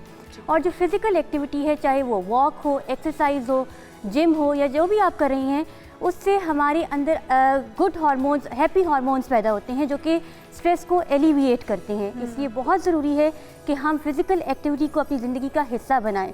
अच्छा, एक और बात मैं यहाँ पे अर्ज़ करूँगी कि बदन तब इंसान का बीमार होता है जब उसकी रूह बीमार हो, यानी कि जो फिज़िकल इलनेस है उसका स्पिरिचुअल इलनेस के साथ बहुत गहरा ताल्लुक़ है। इसलिए मसनून दुआओं को अपनी ज़िंदगी का शुमार बनाएं। कुरान मजीद की क्या है, सलामुन कौलन मिर रब्बिर रहीम, इसका विर्द 11 दफ़ा पानी के ऊपर दम करके इसका इस्तेमाल करें। मैं हमेशा वाटर थेरेपी इसलिए बताती हूँ क्योंकि पानी अपने इर्द गिर्द की वाइब को, एनर्जी को अब्जॉर्ब करता है। और अगर जी पानी अपने अंदर की वाइब को, एनर्जी को अब्जॉर्ब करता है। 11 मरतबा सूरह यासीन की आयत सलामुन कौलन मिर रब्बिर रहीम अगर पढ़कर पानी के ऊपर दम करके उसके 6, 8, 11 या 12 ग्लास इस्तेमाल किए जाएं तो बीमारियां दफ़ा होती हैं। बहुत ही खूबसूरत बात है। और कम से कम अगर आप ये नहीं कर सकते तो एटलीस्ट जो सुन्नत का तरीका है, बिस्मिल्लाह पढ़ के 3 सांस में बैठ के उसको देख के कि वो साफ़ पानी है, एटलीस्ट यही कर लें तो हम बहुत सी उसके अंदर फ़ायदे या उसकी जो पॉजिटिविटी है उसको समझ सकते हैं। तो जैसे आप बड़ी खूबसूरत बात बता रही थी पानी के हवाले से कि पानी जो वाइब्स हैं उनको एब्जॉर्ब करता है, तो उसके पास मैंने तो ये भी सुना है कि अच्छी बात की जाए, पॉजिटिव बात की जाए, जब आप दस्तरखान पे बैठे भी हैं, ये पानी आपके पास पड़ा हुआ है और वो अच्छी या बुरी चीज़ को एब्जॉर्ब करता है, उसको आप पिएंगे तो उसके असरात आपकी शख्सियत पर भी होंगे। अब थोड़ा सा अगर हम बीमारियों की तरफ आ जाएँ, एक तो ये कि बीमारियों से पहले कोई हामला खातून है उसको अपनी डाइट प्लान, लाइफस्टाइल क्या उस तमाम टाइम स्पैन में रखना होगा। खुदा न खासा किसी को दिल का आर्जा है, किसी को मैदे का, किसी को जिगर का, किसी को शुगर है, अगर बारी बारी अगर आप बता सकें कि उन तमाम सूरतों में क्या लाइफस्टाइल, क्या डाइट प्लान एक हामला खातून को? जी बिल्कुल। सबसे पहले तो जो हामिला खातून हैं उनके लिए ज़रूरी ये है कि वो एक बैलेंस्ड पोर्शन ऑफ डाइट का इस्तेमाल करें, यानी कि होल ग्रेन्स में से भी कुछ पोर्शन लें, 6 to 11 सर्विंग्स। डेयरी प्रोडक्ट्स का भी इस्तेमाल करें, मीट की भी 2 to 3 सर्विंग्स का इस्तेमाल करें, फ्रूट्स का भी, वेजिटेबल्स का भी इस्तेमाल करें और फैट्स भी स्पेरिंगली इस्तेमाल करें। तो इसमें अंडे, दही, दूध का इस्तेमाल किया जा सकता है। हामिला ख़वातीन के लिए ज़रूरी ये है कि वो आयरन, फॉलिक एसिड और प्रोटीन रिच फूड खाएं, यानी कि फ्रूट्स, वेजिटेबल्स, इसका शुमार अपनी डाइट के अंदर ज़्यादा करेंगी। योगर्ट का इस्तेमाल भी कर सकती हैं। जिस तरह कि आपने कहा कि बहुत सारी प्रेगनेंसी के अंदर कॉम्प्लिकेशंस होती हैं, जैसे कि जेस्टेशनल डायबिटीज़ वगैरह या हार्ट डिजीज़ या कुछ इस तरह की कॉम्प्लिकेशंस, इसमें मैं बहैसियत डाइटिशियन ये कहूँगी कि प्रॉपर डॉक्टर का फॉलोअप लिया जाए। फर्स्ट ट्राइमेस्टर के दरमियान में कैलोरी इंटेक को इंक्रीज़ ना किया जाए तो खैर है, लेकिन सेकंड और थर्ड ट्राइमेस्टर के दौरान में 500 किलो कैलोरीज़ का इजाफा कर दिया जाए डाइट के अंदर। यानी कि अगर आप 1 रोटी खाती हैं तो उसको 1.5 कर दें, हाफ बोल सैलेड का लेती हैं तो उसको 1 कर दें, अगर 1 अंडे की जर्दी से स्क्रैम्बल्ड एग बना रही हैं या उसका इस्तेमाल कर रही हैं तो उसको आप 2 कर लें। बच्चे की नीड्स के हिसाब से भी, बच्चे की नीड के हिसाब से, इसलिए क्योंकि वूम के अंदर बच्चा प्रेगनेंसी के दरमियान में माँ की आयरन और कैल्शियम को इस्तेमाल करता है। यही वजह है इशाल कि मीनोपॉज के बाद बहुत सारी ख़वातीन को हमारे यहाँ आर्थराइटिस, ख़ास तौर पे रूमेटॉइड आर्थराइटिस और ऑटो इम्यून डिसऑर्डर्स होती हैं। बहुत ज़रूरी है कि हामिला ख़वातीन ड्यूरिंग प्रेगनेंसी डॉक्टर्स के फॉलोअप के मुताबिक आयरन, फॉलिक एसिड के जितने भी सप्लीमेंट्स डॉक्टर ने रिकमेंड किए हैं वो भी लें, और प्रेगनेंसी के बाद भी, बच्चे की पैदाइश के बाद भी फॉलोअप एडवाइस के तहत सप्लीमेंट्स का इस्तेमाल लाजमी करें। हार्ट डिजीज़ की आपने बात की, उसके लिए डैश डाइट रिकमेंडेड है, यानी कि सॉल्टी फूड्स नहीं खाया जाएंगे, फिज़िकल एक्टिविटी को शुमार किया जाएगा। शुगर के लिए ये किया जा सकता है कि जामुन की गुठली का पाउडर मुँह निहार इस्तेमाल किया जाए। अच्छा। 1 teaspoon well soaked in water, उसको अच्छे तरीके से पानी के अंदर शुगर के अमराज के लिए आप बता रही हैं? जी, शुगर के अमराज के अच्छा। लिए जामुन की गुठली का पाउडर बेहतरीन है। शुगर लेवल आपका कंट्रोल रहता है? जी, उससे शुगर रेगुलेट रहती है। और ये हामिला ख़वातीन भी इसका इस्तेमाल कर सकती हैं, लेकिन मैं ये कहूँगी कि डॉक्टर की रिकमेंडेशन के मुताबिक अपने आयरन, फॉलिक एसिड के सप्लीमेंट्स को लाजमी इस्तेमाल करें। और अगर किसी को जेस्टेशनल डायबिटीज़ यानी कि प्रेगनेंसी के दरमियान में डायबिटीज़ वगैरह हो जाती है तो फिर भी वो डॉक्टर से फॉलोअप, जो भी उनकी गायनेकोलॉजिस्ट हैं वो प्रॉपर लेंगी तो ही सक्सेसफुल प्रेगनेंसी एक्सपेक्ट की जा सकती है। बिल्कुल ठीक। अच्छा, ये भी बताइएगा कि जो डिप्रेशन है, स्ट्रेस है, एंजाइटी है, इसके अंदर भी बहुत सारी हमारी प्रेग्नेंट ख़वातीन भी होती हैं, हमारे मर्द हजरात भी हैं, हमारी ख़वातीन भी हैं, इवन हमारे बच्चे भी हैं। तो ये भी क्या हमारे लाइफस्टाइल की वजह से है या फिर इसमें दीगर जो अवामिल हैं, प्रेशर बहुत ज़्यादा है अब या फिर एक कॉम्पिटिशन बहुत ज़्यादा है, ये अवामिल भी हो सकते हैं, या फिर इनको अद्वियात के साथ ठीक करना होगा या फिर लाइफस्टाइल बेहतर करने से इसको ठीक किया जा सकता है? इसके ऊपर भी रोशनी डालिएगा। इस पर मैं ये कहूँगी कि बहुत सारे देखें इशाल एंटी साइकोटिक्स और एंटी डिप्रेसेंट्स ऐसे हैं जो कि प्रेग्नेंट ख़वातीन ड्यूरिंग प्रेगनेंसी नहीं ले सकती। और डिप्रेशन का ताल्लुक इस बात से भी है, आजकल इसलिए भी ज़्यादा है क्योंकि हम अपने दीन से बहुत दूर हो चुके हैं। हमें चाहिए कि हम सूरह वद्दुहा के लेसन को अपनी ज़िंदगी के अंदर शामिल कर लें, यानी कि हमें सुबह जल्दी उठने की आदत होनी चाहिए, हमें शुक्राने की आदत होनी चाहिए, हमें अपने इर्द गिर्द की हर नेमत पर गौर करना है ताकि डिप्रेशन हमारी ज़िंदगी से आहिस्ता आहिस्ता ख़त्म हो जाए। हमें वज़ू की हालत में रहना है, हमें अच्छे कपड़े पहनने हैं ताकि डिप्रेशन हमारी ज़िंदगी से निकले। और फिर इसकी तिलावत भी करनी है सूरत की, और यतीमों की हमने मदद करनी है। और वो लोग जो साइल हैं उनको झिड़कना नहीं है बल्कि उनकी मदद करनी है, उनको सपोर्ट सिस्टम बनना है। अगर आपको डिप्रेशन है तो कोई वॉलंटियर वर्क अपने लिए चूज़ कर लें, इंशाल्लाह बहुत जल्द डिप्रेशन उससे ख़त्म हो जाएगा। जैसे कहा, कुरानिक आयत को पानी पे दम करके उसका इस्तेमाल करें। आज इस शो के तवस्सुल से डिप्रेशन के जितने भी मरीज़ हैं उनको ये पैगाम पहुंचाती हूँ कि सूरह वद्दुहा के लेसन को समझें, सूरह वद्दुहा के लेसन को समझें। 11 मरतबा सूरह वद्दुहा को पानी पे दम करके इस्तेमाल करें और पॉजिटिव सोचने की कोशिश करें और अल्लाह के कामों में से अपना हाथ निकाल दें, यानी कि तवक्कुल अल्लाह पर बिलीव करें, अल्लाह के काम खुद मत करें, डिप्रेशन बिल्कुल ख़त्म हो जाए। बिल्कुल। ये जितनी खूबसूरत आप बातें कर रही हैं, ग़िज़ाई माहिर होने के साथ आप हमें स्पिरिचुअल हीलर भी लग रही हैं, बहुत ही खूबसूरत बात है। ये हम सब के लिए, जहनी सुकून के लिए भी बहुत ज़रूरी है। अच्छा, वो बच्चे जो ग्रोइंग एज में रुक साहब, उनको क्या ग़िज़ाएँ देनी चाहिए? क्योंकि हम आजकल के बच्चों को तो देखते ही ख्याल नहीं करती, क्योंकि माएँ ख़ुद भी पसंद करती हैं जंक फूड को, फास्ट फूड को, और बच्चे अगर खाते हैं तो उसका डबल उनको नुकसान है कि उनकी ग्रोइंग जो कैपेबिलिटी है वो डैमेज होगी। तो ग्रोइंग बच्चों के लिए कौन कौन से चीज़ें हैं उसमें? यकीनी तौर पे प्रोटीन भी ज़्यादा होना चाहिए। हाँ जी। तो वो कौन सी ग़िज़ाएँ जिसमें प्रोटीन ज़्यादा है, हाँ, उसका इस्तेमाल ज़्यादा किया जाए? अच्छा, इसमें ना जुनैद भाई, घर में चिकन नगेट्स वगैरह, जो फ़िश, जो फिंगर फूड आइटम्स हैं वो बनाए जा सकते हैं। अच्छा। और बच्चों को वो बड़े आराम से वो खा लेते हैं। ख़ास तौर पे अगर किसी चीज़ के अंदर हम शुगर ऐड कर लें तो बच्चे वो बड़े शौक से खाते हैं। इसलिए मैंने थोड़ा सा इंग्रेडिएंट्स भी अगर आप हाँ जी, गाइड कर दें। पहले बताया था कि चावलों के आटे की खीर बनती है, यानी कि आप चावलों का आटे के अंदर अगर दूध को मिक्स करके उसके अंदर थोड़ी सी शक्कर डाल दें, फिरनी जिसको बोलते हैं, हाँ बन जी, जाती है ना? उसका इस्तेमाल बेहतरीन रहेगा। इसके अलावा जो पोटैटो कटलेट्स होते हैं, चिकन नगेट्स घर में जो बनाए जाते हैं वो बेहतरीन रहेंगे। लेकिन यहाँ पर मैं ये भी कहूँगी कि बच्चों की काउंसलिंग बहुत ज़रूरी है कि वो फिज़ी ड्रिंक्स का ज़्यादा इस्तेमाल मत करें, क्योंकि इसकी वजह से बहुत सारे बच्चों के अंदर हाइपर एक्टिविटी डिसऑर्डर्स हो रहे हैं। वसीलापन। बिल्कुल, जो सादा पानी है उसका इस्तेमाल जो है बच्चों को रिकमेंड करना चाहिए कि वो ज़्यादा करें, क्योंकि उनकी दिन ब दिन एक्टिविटी इतनी ज़्यादा होती है कि उनको ये उनकी ये रिक्वायरमेंट है कि वो रिकमेंडेड डेली अलाउंस के मुताबिक पानी का भी इस्तेमाल करें, iron rich, protein rich foods का भी इस्तेमाल करें। मैंने पहले जिक्र किया, चिकन नगेट्स का इस्तेमाल किया जा सकता है, पोटैटो कटलेट्स का इस्तेमाल किया जा सकता है, चावलों की आटे की अमूमी खीर तौर का पे तो ये बनाया। सारे फास्ट फूड, ये जंक फूड में नहीं कंसीडर होते हैं? फास्ट फूड के अंदर जो है, जो अभी मैंने जो बताई है अगर ये घर पे बने हुए हों, अगर ये घर पे बने हुए हों, ये घर पे आमतौर पे माएँ बहुत आराम से घर पे बना सकती हैं, इसमें कोई बहुत ज़्यादा टाइम या दुश्वारी दरकार नहीं है। लेकिन जहाँ तक आपने फास्ट और जंक फूड की बात की, बच्चों को इसको खाने की तरफ बहुत ज़्यादा रुझान है। इसके अंदर बहुत ज़्यादा कैलोरीज एक वक्त में बच्चे कंज्यूम कर जाते हैं, जिसके अंदर बहुत सारे बच्चों के अंदर ओबेसिटी का भी प्रॉब्लम है और लेटर स्टेजेस में ये ओबेसिटी बहुत ख़तरनाक साबित होती है। इसकी वजह से sugar, diabetes, heart disease, stress disorder, यहाँ तक कि कुछ लोग क्रॉनिक हार्ट फेलियर की तरफ भी चले जाते हैं। इसलिए ज़रूरी है कि ग्रोइंग एज में ही बच्चों की काउंसलिंग की जाए कि वो बहुत ज़्यादा जंक और फास्ट फूड की तरफ।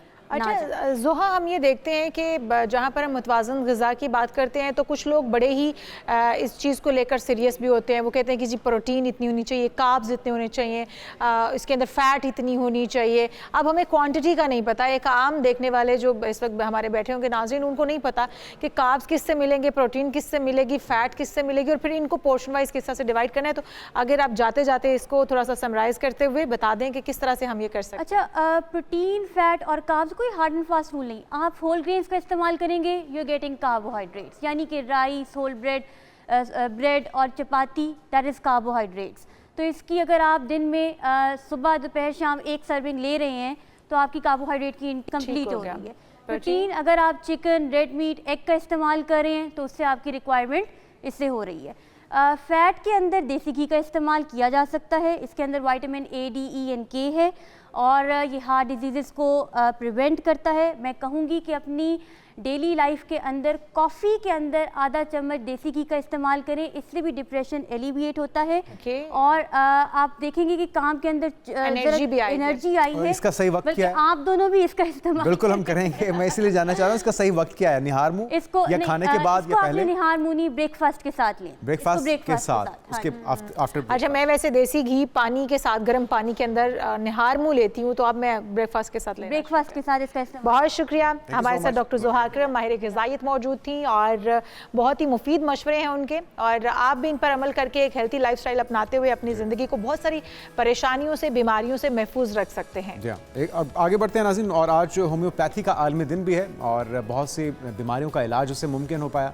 दुनिया भर में होम्योपैथिक तरीका इलाज के दिन को मनाया जा रहा है, जिसका मकसद है होम्योपैथिक तरीका इलाज की अहमियत और इसकी अफादियत को उजागर करना। बिल्कुल जी, होम्योपैथी को एक महफूज और कुदरती तरीका इलाज भी समझा जाता है, जो ना सिर्फ बीमारियों के खात्मे में मदद देता है बल्कि जिस्म की जो अंदरूनी कुव्वत मुदाफ़ित है उसको भी मजबूत बनाता है। तो माहिरीन हमारे ये बताते हैं कि होम्योपैथी सांस की बीमारियों, बर्स, निज़ाम हाजमा जैसे जो मसाइल हैं, या बच्चों की जो आम बीमारियां हैं उनके इलाज में भी बड़ा मौसर होता है। और इस वक्त हम देख रहे हैं कि हमारे जो हकीम हैं वो इसके ऊपर बहुत सारे अच्छे मुफीद मशवरे भी देते हैं। बहुत सारे टोटके भी हैं जो कि हमारे बड़ों से चले आ रहे हैं, जो कि वाकई में बड़े मुफीद होते थे और जिनके साइड इफ़ेक्ट्स भी नहीं होते थे।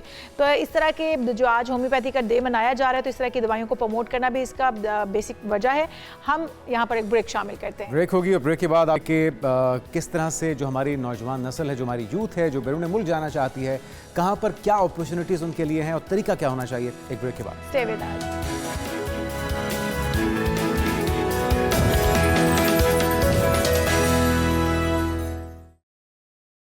प्रोग्राम में एक बार फिर से आपको खुशामदीद कहते हैं नाज़रीन। और आज का जो हमारा आखिरी टॉपिक है प्रोग्राम का वो है नौजवानों के लिए, क्योंकि नौजवान ख्वाब देखते हैं और फिर उन ख्वाबों की ताबीर भी चाहते हैं, लेकिन वो ताबीर वो सोचते हैं कि पाकिस्तान से बाहर जाने पर ही हो पाएगी।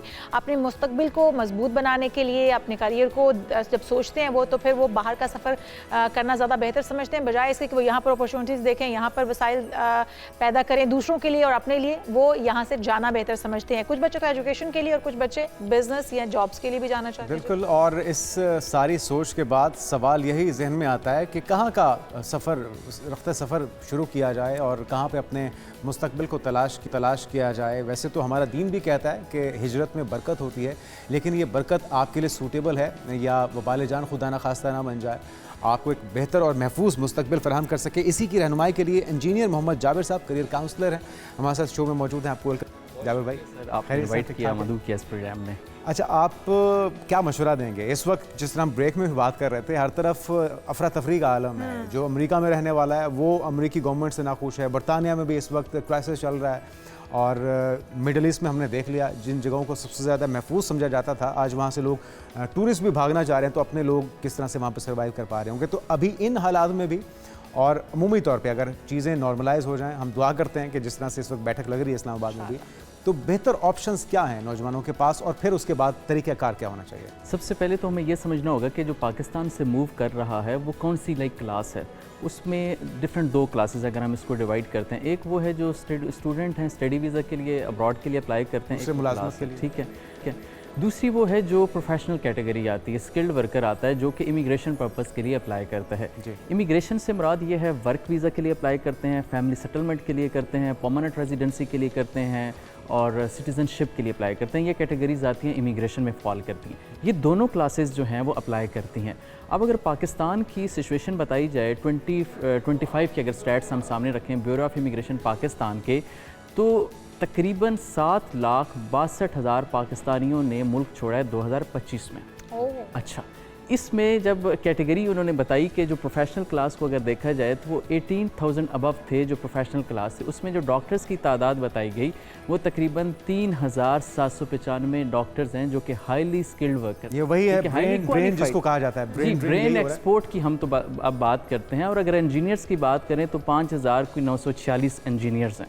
इसी तरह अकाउंटेंट भी हैं, इसी तरह बाकी एक्सपर्ट्स भी हैं। तो इतनी बड़ी तादाद का मुल्क से बाहर शिफ्ट होना या सेटल होना इस बात की अलामत है कि लोग ट्राई तो कर रहे हैं, कोशिश तो कर रहे हैं। मतलब मैं इस नतीजे पर सर पहुंचा हूं कि nobody wants to stay any more in Pakistan. क्योंकि जब हम इनका इंटरव्यू करते हैं, लाइक डॉक्टर से मैं बात करता हूँ, आप मुल्क से क्यों जाना चाहते हैं, आपकी जॉब भी है, कोई अच्छा स्केल भी है, आपके पास रेजिडेंसी भी है, फिर क्यों जाना चाहते हैं? कहते हैं जी इनसिक्योरिटी है। बिजनेसमैन है, वो अपना फॉर्म बंद करेगा, अपना घर बेचेगा, वो बाहर जाएगा। उनसे पूछते हैं आप क्यों जाना चाहते हैं? जी अनसर्टेनिटी है, किसी वक्त यहाँ पर कुछ भी हो सकता है। दुरुस्त। अच्छा, तो ये प्रॉब्लम है। सिर्फ यहाँ मसला ये नहीं है कि अपॉर्चुनिटीज़ नहीं है। जिनके पास अपॉर्चुनिटीज़ हैं, जिनके पास जॉब्स हैं, जिनका घर है, जिनका बिजनेस है, वो भी जाना चाहते हैं, वो भी मूव करना चाहते हैं। पाकिस्तानी हालात भी कुछ अरसे से ऐसे ही चल रहे थे। लेकिन अगर हम देखें एजुकेशन के लिए जो जाना चाहते हैं, किन यूनिवर्सिटीज़, किन कॉलेजेस के अंदर, किन ममालिक के अंदर उनके लिए ज़्यादा अच्छी अपॉर्चुनिटीज़ हैं, या फिर उनको स्कॉलरशिप्स या इस तरह के मौके मिल सकते हैं, क्योंकि पाकिस्तानी बच्चे तो स्पेशली उन्हीं में ज़्यादा जाना चाह रहे थे जहाँ पर उन्हें कुछ माली मुआवनत भी हो जाए, या फिर उन्हें काम करने के भी साथ में आर्स जो है वो ईजीली मिल सकते हों। तो उनकी ज़रा अगर आप हमारे साथ तफसील शेयर करें तो। पाकिस्तान के अंदर क्या बल्कि दुनिया भर में जो बेस्ट रूट या एक पाथवे समझा या माना जाता है किसी भी एक कंट्री से दूसरे कंट्री में माइग्रेट करने के लिए, वो स्टडी वीज़ा होता है कि आप स्टडी वीज़े पे जाएँ, वहाँ पर तालीम मुकम्मल करें और उसके बाद सेटल हो जाएँ। होता ही ये है कि जब भी आप स्टडी वीज़े पे अप्लाई करते हैं, इसकी कुछ सर्टेन रिक्वायरमेंट्स होते हैं, उन पर बात कर लेते हैं, उनको मीट करना ज़रूरी होता है। भले आप अंडर ग्रेड के लिए अप्लाई करते हैं या मास्टर प्रोग्राम के लिए अप्लाई करते हैं। सबसे पहले तो आपका GPA जो मिनिमम एजुकेशन के अंदर है वो 2.5 मिनिमम होना चाहिए। किसी भी आप कंट्री में अप्लाई करेंगे तो एजुकेशनल GPA की रिक्वायरमेंट 2.5 है, वो बंदा eligible. Number 1। Number 2, international English language proficiency test आपका क्लियर होना चाहिए, जो कि IELTS होता है, international English language testing system है, या फिर PTE होता है, पियर्सन टेस्ट ऑफ इंग्लिश। आप इन दोनों में से कोई भी एग्जाम पास कर लें तो आप एलिजिबल हैं। लैंग्वेज रिक्वायरमेंट भी मीट करना मैंडेटरी है। नंबर 2। नंबर 3, जिस कंट्री में आप जा रहे हैं उसकी बजटिंग आपके माइंड में होनी चाहिए। बजटिंग से मुराद कि वहाँ पर लिविंग कॉस्ट कितनी है, अकोमोडेशन कॉस्ट कितनी है, और फूड की कॉस्ट क्या आ रही है, ये आपको पहले से प्लानिंग करनी चाहिए। नंबर 3। नंबर 4, आपके पास लेटर ऑफ रिकमेंडेशंस होना ज़रूरी है किसी भी कंट्री में अप्लाई करने के लिए, क्योंकि जब भी किसकी तरफ से इशू, वो आप जिस यूनिवर्सिटी और इंस्टीट्यूशन से पास आउट होते हैं वो आपको प्रोवाइड करता है लेटर ऑफ रिकमेंडेशंस, ये आपके पास होना ज़रूरी है। फिर आपके पास बैंक स्टेटमेंट मेंटेन होना ज़रूरी है, जिसमें आप ये बता सकें उस कंट्री को कि मैं यहाँ पर पढ़ने के लिए आ रहा हूँ और मेरे पास इतना एक्सपेंस मौजूद है, मैं अपनी लिविंग, फूड और अकोमोडेशन कर सकता हूँ, ये आपके पास होना चाहिए। फिर एक प्रॉपर आपके पास CV होनी चाहिए और डॉक्यूमेंट अटेस्टेड होने चाहिए, जिसमें HEC और फॉरेन एजेंट की ज़रूरत होगी, या अगर आप खुद पढ़े लिखे हैं तो आप खुद से अप्लाई करें, वो ज़्यादा बेहतर रहेगा? सर, अगर तो आपकी अपनी रिसर्च कंप्लीट है और आप ये जो जिन रिक्वायरमेंट्स की हम बात कर रहे हैं, जिसमें SOP भी आता है, स्टेटमेंट ऑफ पर्पस, अगर आप ये डॉक्यूमेंट खुद कंप्लीट कंपाइल करके सबमिट कर सकते हैं, दैट इज़ टू गुड, कि you don't need to hire any consultant. लेकिन अगर आप समझते हैं कि डॉक्यूमेंटेशन की जो बेसिक रिक्वायरमेंट्स होती हैं, जो उनके SOPs होते हैं, अगर आप मीट नहीं कर सकते तो फिर डेफिनेटली प्रोफेशनल एक्सपर्ट की आपको ये सारी रिक्वायरमेंट्स जो आप जाबिर भाई बता रहे हैं, ये सिर्फ स्टूडेंट्स के लिए, ये स्टूडेंट के लिए, और जो जॉब के लिए अप्लाई करना चाहता है मैं दोनों को बता, इमिग्रेशन के लिए करना चाहते हैं उनके लिए क्या डिफरेंस होगा? अगर तो स्टडी वीज़ा के लिए अप्लाई करते हैं किसी भी कंट्री में, उसके लिए ये तमाम तर रिक्वायरमेंट्स हैं, ठीक है। अब हम आ जाते हैं प्रोफेशनल क्लास की तरफ, जिसकी आप बात करें, जो जॉब के लिए अप्लाई करना चाहता है, जॉब बिजनेस के लिए।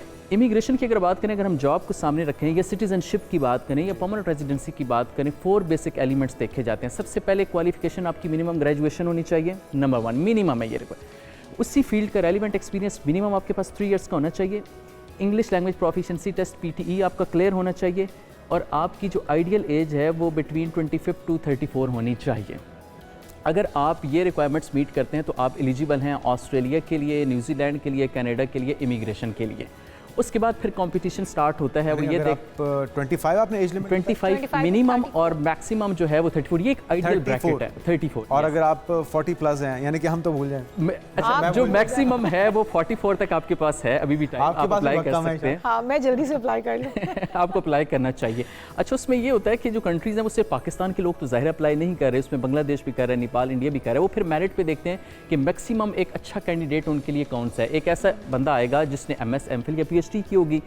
अच्छा, एलिजिबल आप भी हैं, PhD वाला भी एलिजिबल है, लेकिन PhD वाले को सुपीरियरिटी मिलेगी। इसी तरह एक बंदे का 3 इयर्स का एक्सपीरियंस है, सेकंड कैंडिडेट उसका 5 इयर्स का एक्सपीरियंस है। तो ये डिपेंड करता है मेरिट्स पे कि किसके पास हायर पॉइंट्स मौजूद हैं। तो इमिग्रेशन पर्पस के लिए आपके पास ये तमाम एलिमेंट्स का कंप्लीट होना ज़रूरी है। बिल्कुल ठीक। अच्छा, ये जो आप जॉब वीज़ास बता रहे हैं, इसके अंदर फैमिली भी साथ आपके मूव कर सकती होती है, बिजनेस वीज़ा में भी, और एजुकेशन वीज़ा पर भी जो जाते हैं उनमें स्टूडेंट्स में बहुत सारे लोग जो अपनी फैमिली के साथ भी मूव कर सकते होते हैं। वो कहाँ कहाँ पर मौके मौजूद हैं? क्योंकि हमारे जो यंगस्टर्स हैं वो शादियाँ करते हैं, उसके बाद वो सोचते हैं कि अपनी एजुकेशन भी बैरून मुल्क जाके मुकम्मल करें और अपनी वाइफ को या अपने पार्टनर को, हस्बैंड को भी साथ लेकर जा सकें। उसके लिए क्या अपॉर्चुनिटी? इसमें 2 मुख्तलिफ रूट होते हैं। एक रूट ये है कि आप जब किसी भी कंट्री के लिए अप्लाई करते हैं, UK की हम एग्जांपल ले लेते हैं, अगर आप अंडर ग्रेड के लिए अप्लाई करते हैं तो उसमें सिर्फ आप खुद जा सकते हैं, यानी कि प्राइमरी एप्लीकेंट जा सकता है, सेकेंडरी एप्लीकेंट स्टडी वीज़ा पर साथ नहीं जा सकता। एक ऑप्शन ये है कि अगर आप अंडर ग्रेड के लिए जा रहे हैं, अगर वो कहते हैं कि मैंने वहाँ पर आना है लेकिन मैंने साथ में रिसर्च भी करनी है, तो फिर उनके स्पेशलाइज्ड प्रोग्राम होते हैं जिसको मास्टर बाय रिसर्च कहते हैं, MRES प्रोग्राम्स। उसके थ्रू अगर आप अप्लाई करते हैं तो फिर आप अपने स्पाउस को लेकर वहाँ पर जा सकते हैं और आप वर्क कर सकते हैं। एक तो सर तरीका ये है। दूसरा तरीका ये होता है कि जब आपकी स्टडी कंप्लीट होती है, फॉर एग्जांपल आपने 1 ईयर का मास्टर कंप्लीट किया है UK के अंदर, तो UK की जो गवर्नमेंट है वो 18 मंथ्स का आपको PSW देती है, पोस्ट स्टडी वर्क वीज़ा कहते हैं, कि अब आप इसमें वर्क कर सकते हैं, वहाँ पे ऑफिशियली अलाउड है आप। फिर आप उस दौरान अपने स्पाउस को बुला सकते हैं। अच्छा, इसी तरह ऑस्ट्रेलिया में भी है, जहाँ या कनाडा में भी है, जब भी स्टडी कंप्लीट करेंगे तो वो गवर्नमेंट आपको PSW देती है 1 ईयर का, तो 1 ईयर में आपको अलाउड होता है कि आप स्पाउस को बुला लें। अब बात यह कि नेक्स्ट क्या करें, मतलब अगर वहाँ पर सेटलमेंट लेनी है या सिटीजनशिप लेनी है तो वो क्या करें। उसका फिर तरीकाकार ये होता है कि उनके पॉइंट्स बेस्ड सिस्टम होता है, उसमें आप अपना एक्सप्रेशन ऑफ इंटरेस्ट सबमिट करते हैं। वही जो हमने स्टार्ट में बात की, वो आपकी अगेन एज कैलकुलेट करेंगे, आपकी क्वालिफिकेशन करेंगे, आपके एक्सपीरियंस देखेंगे। अगर आप उनकी रिक्वायरमेंट को मीट करते हुए तो वो आपको स्टार्ट में टेम्परेरी रेजिडेंसी ऑफर करते हैं और उसके बाद फिर आपको परमानेंट रेजिडेंसी ऑफर करते हैं। तो जितने भी लोग स्टूडेंट यहाँ से जाते हैं स्टडी वीज़ा के लिए, उनका सिर्फ पर्पज़ ये नहीं है कि स्टडी कंप्लीट की और back to Pakistan, they want to settle over there. उसका वो फिर प्रोसेस यही होता है कि वो पहले अपनी तालीम भी मुकम्मल कर ली, PSW भी कंप्लीट कर लिया, देन फिर जॉब स्टार्ट कर ली और देन फिर PR कैटेगरी में आ गए और सेटल हो गए। ठीक है, कोई स्पेसिफिक मंथ्स या टाइम जब अप्लाई कर देना चाहिए साल में, पूरे साल में, वो कौन सा बेहतरीन वक्त है जिस वक्त एडमिशन्स भी हो रहे हों, जिस स्कॉलरशिप्स भी खुली हुई हों, स्पॉन्सर्स भी आपको मिल जाएं? अच्छा। और कोई ऐसी वेबसाइट अगर आप हमारे बच्चों के लिए देखने वालों के लिए? डेफिनेटली 2 तरह के एडमिशन्स ओपन होते हैं। एक होती हैं पब्लिक यूनिवर्सिटीज़, यानी कि गवर्नमेंट फंडेड यूनिवर्सिटीज़ होती हैं, दूसरी होती हैं प्राइवेट यूनिवर्सिटीज़ जिसमें आप सेल्फ फाइनेंस करके जा रहे होते हैं। अगर हम सेल्फ फाइनेंस और फ़ी की बात करें, जिसमें आपने खुद फ़ी पे करनी और एडमिशन लेना है, वो तो कभी भी करते हैं। अच्छा, उसके लिए 2 एडमिशन, मतलब 2 मेजर इंटेक्स होते हैं, या सितंबर का इंटेक होता है या जनवरी का इंटेक होता है। अभी अगर हम करंटली बात करें तो सितंबर इंटेक की एप्लीकेशंस टेकअप की जा रही हैं, यानी कि अभी जिसने अगर जाना है तो वो सितंबर इंटेक की तैयारी करेगा। तो 2 हैं। अगर हम पब्लिक सेक्टर्स की बात करें, जैसे इटली की हम बात कर लें, स्वीडन की बात कर लें, जर्मनी की बात कर लें, तो मोस्टली वहाँ पर सितंबर इंटेक ही होता है, सिर्फ 1 इंटेक होता है साल का। तो डिपेंड करता है कि आप टारगेट जो है वो पब्लिक यूनिवर्सिटीज़ को कर रहे हैं या फिर आप प्राइवेट इंस्टीट्यूशंस को कर रहे हैं। आमतौर पर जो स्कॉलरशिप्स आपने बात की है, बेहतर अपॉर्चुनिटीज़ कहाँ पर हैं, वो जर्मनी में है, तालीम फ्री है, स्वीडन में तालीम ऑलमोस्ट फ्री है पब्लिक यूनिवर्सिटी के अंदर, और इटली में free उसके लिए है। जर्मन सीखनी होगी, बेहतर है आप मज़ीद वहाँ पे मसाइल ना हो, और इसके लिए आपने रहनुमाई हासिल की है। जाबिर भाई, वक्त कमी थी लेकिन आपने काफ़ी कुछ बताया। उम्मीद है इसके ऊपर अमल करते हुए, चाहे मुलाजमत पेशा लोग हों, बिज़नेस के लिए, नेशनलिटी के लिए या तालीम के लिए जाना चाहते हैं, इन पर अमल करेंगे तो आपको इंशाल्लाह बेहतर मुस्तकबिल मैसर आ सकेगा। बिल्कुल जी, बहुत शुक्रिया। Engineer Mohammad Jabir, career counsellor, हमारे साथ मौजूद थे। प्रोग्राम का वक्त भी खत्म हो चुका है। इस दुआ के साथ, इस उम्मीद के साथ कि कल के रोज़ होने वाले मुज़ाकरात कामयाबी से पाया तकमील तक पहुँचेंगे और पाकिस्तान इस देर पा अमन के लिए अपना किरदार अदा करेगा इंशाल्लाह। बहुत शुक्रिया जी। प्रोग्राम का वक्त भी खत्म हो चुका, हमें दीजिए इजाज़त, अपना ख्याल रखिएगा। अल्लाह हाफ़िज़।